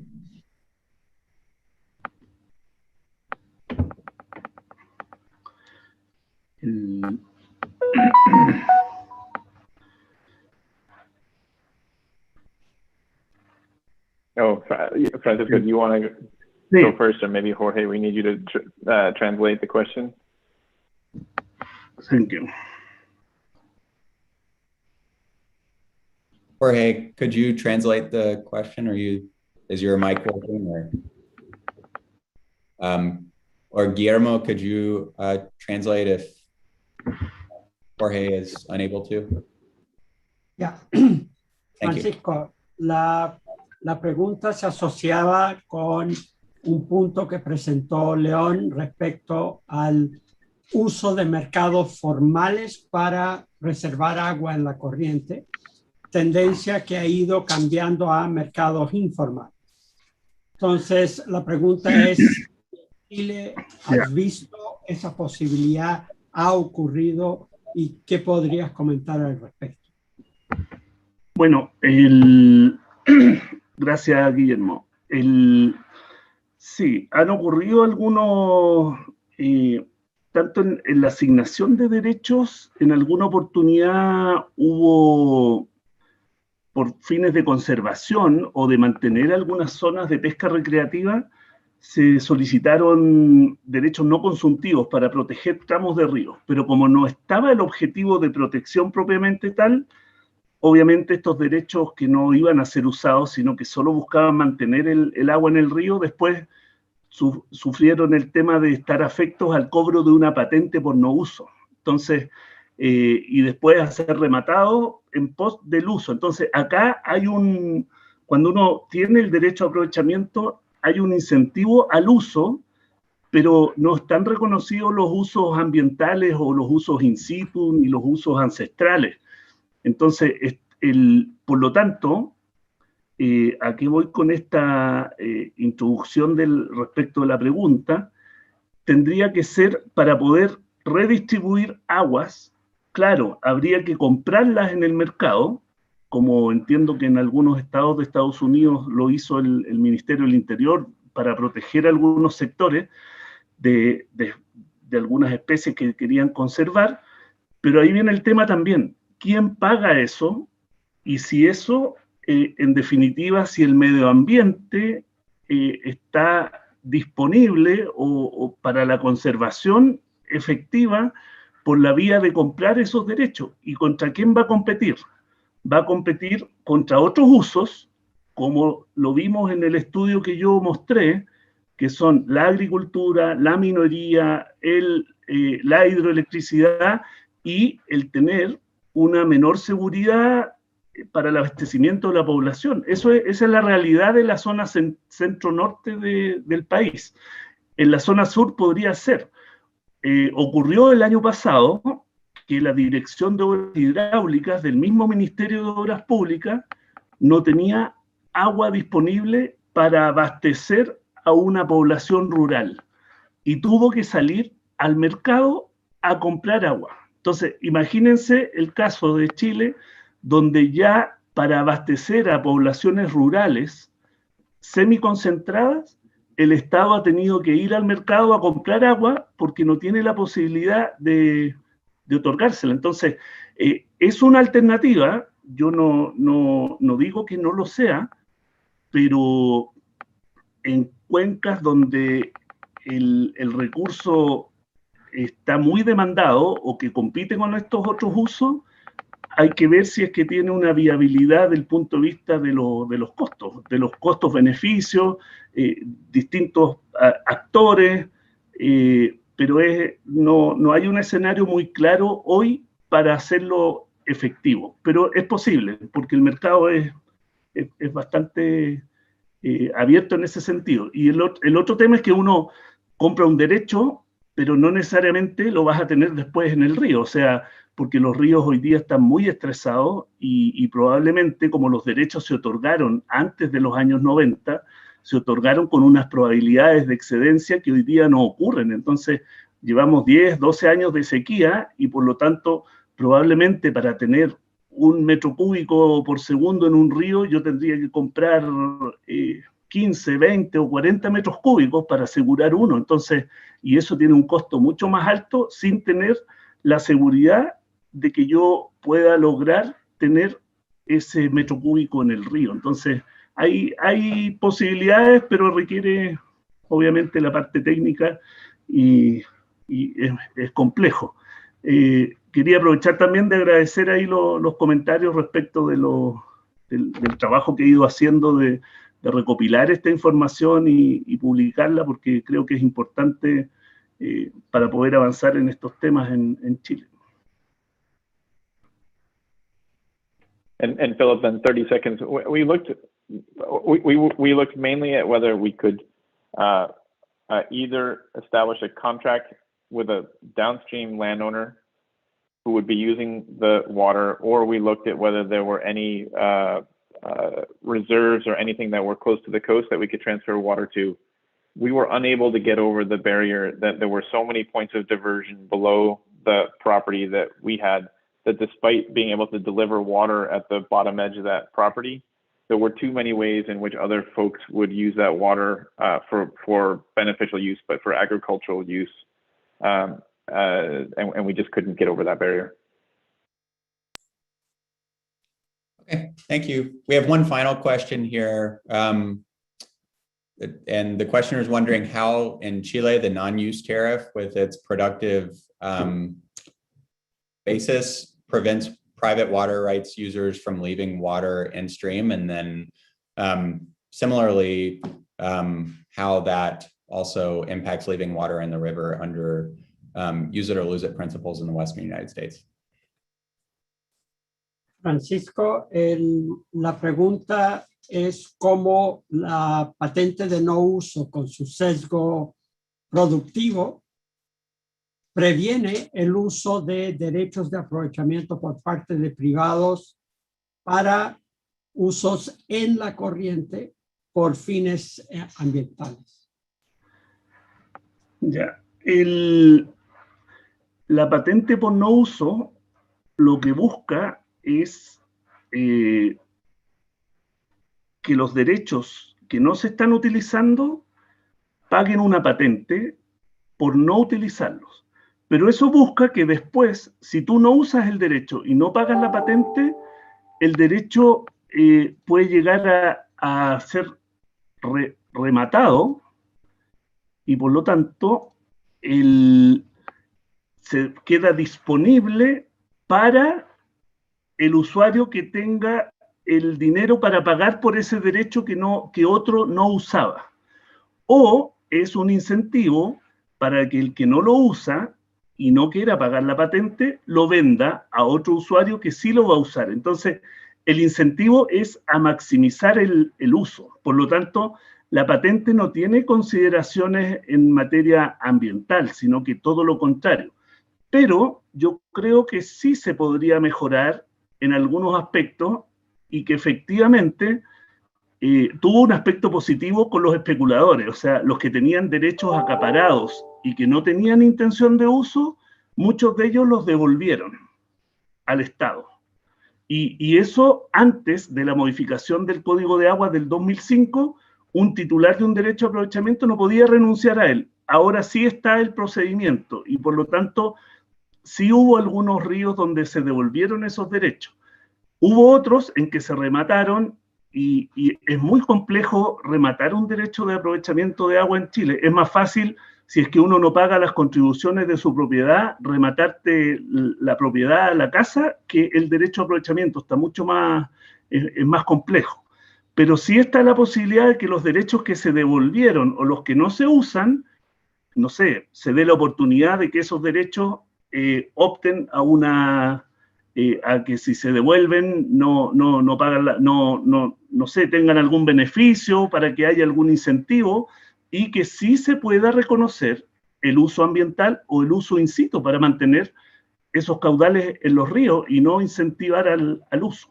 Entonces, hay cosas que se pueden hacer, pero hoy día la ley no lo establece así, sino que busca maximizar el uso al que tenga más dinero para maximizar el uso de cada gota de agua en términos económicos. Entonces, las patentes, además, los valores de las patentes fueron bastante bajos. Entonces, me tocó dirigir una tesis de un alumno de pregrado en que él establecía que, por ejemplo, una hidroeléctrica, recién en el año 100 de pagar la patente, alcanzaba el costo que tenía el derecho de agua en el mercado. Entonces, y además, cierta cantidad de años después la patente se te devuelve, entonces no era algo muy instantáneo. Hay particularidades que hacen más complejo el utilizar ese instrumento para poder recuperar las aguas en beneficio del medio ambiente.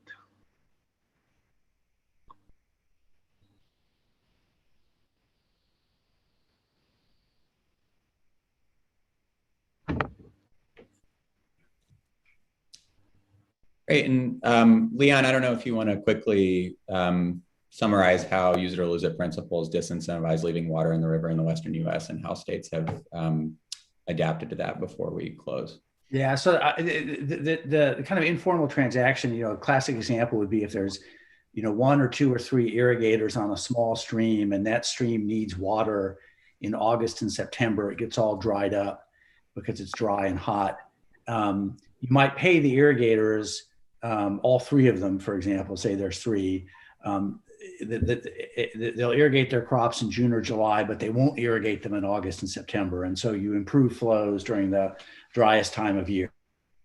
The classic kind of example where the deals have been used. And the risk for the irrigator is that there's nothing to be paid, but the risk for the irrigator is that they will lose their water right, or that at some point down the road, the state or other water users will say, you now have a June and July water right, but you have no August and September water right. Your water right has been reduced under the use it or lose it principles. I'll say, first of all, that although this is a concern, a very strong concern among irrigators, states have really not enforced these rules very much. So it's really more a theoretical concern than a practical one. And then the other thing some states have done is they've created what they call conservation programs. So if you're participating in a conservation program, which could be geographically focused or broader, and and you register the deal. It's simple paperwork, is very straightforward. Register the deal with the conservation program that you're saving this water in August and September. You could be protected from having your water right reduced. And so the states have become more attuned to this concern and are starting to create some straightforward administrative mechanisms to protect those irrigators from use it or lose it. It doesn't create legal protection for the water in stream, but sometimes based on the configuration of the irrigators in the stream, you can be relatively confident that you're getting some environmental benefit through these relatively informal transactions. With that, I'd like to thank Francisco, Leon, and Eric for a fascinating discussion. I'd also like to remind folks in the audience that the conference will continue on Thursday with 2 more sessions that happen at the same times as today's sessions. The 3rd session will focus on water markets, and the 4th session will focus on water issues related to the Chilean Constitutional Convention. And you can find details for accessing those sessions in your conference invitation materials. And so with that, thanks again to the speakers, and I hope everyone has a great day. Bye.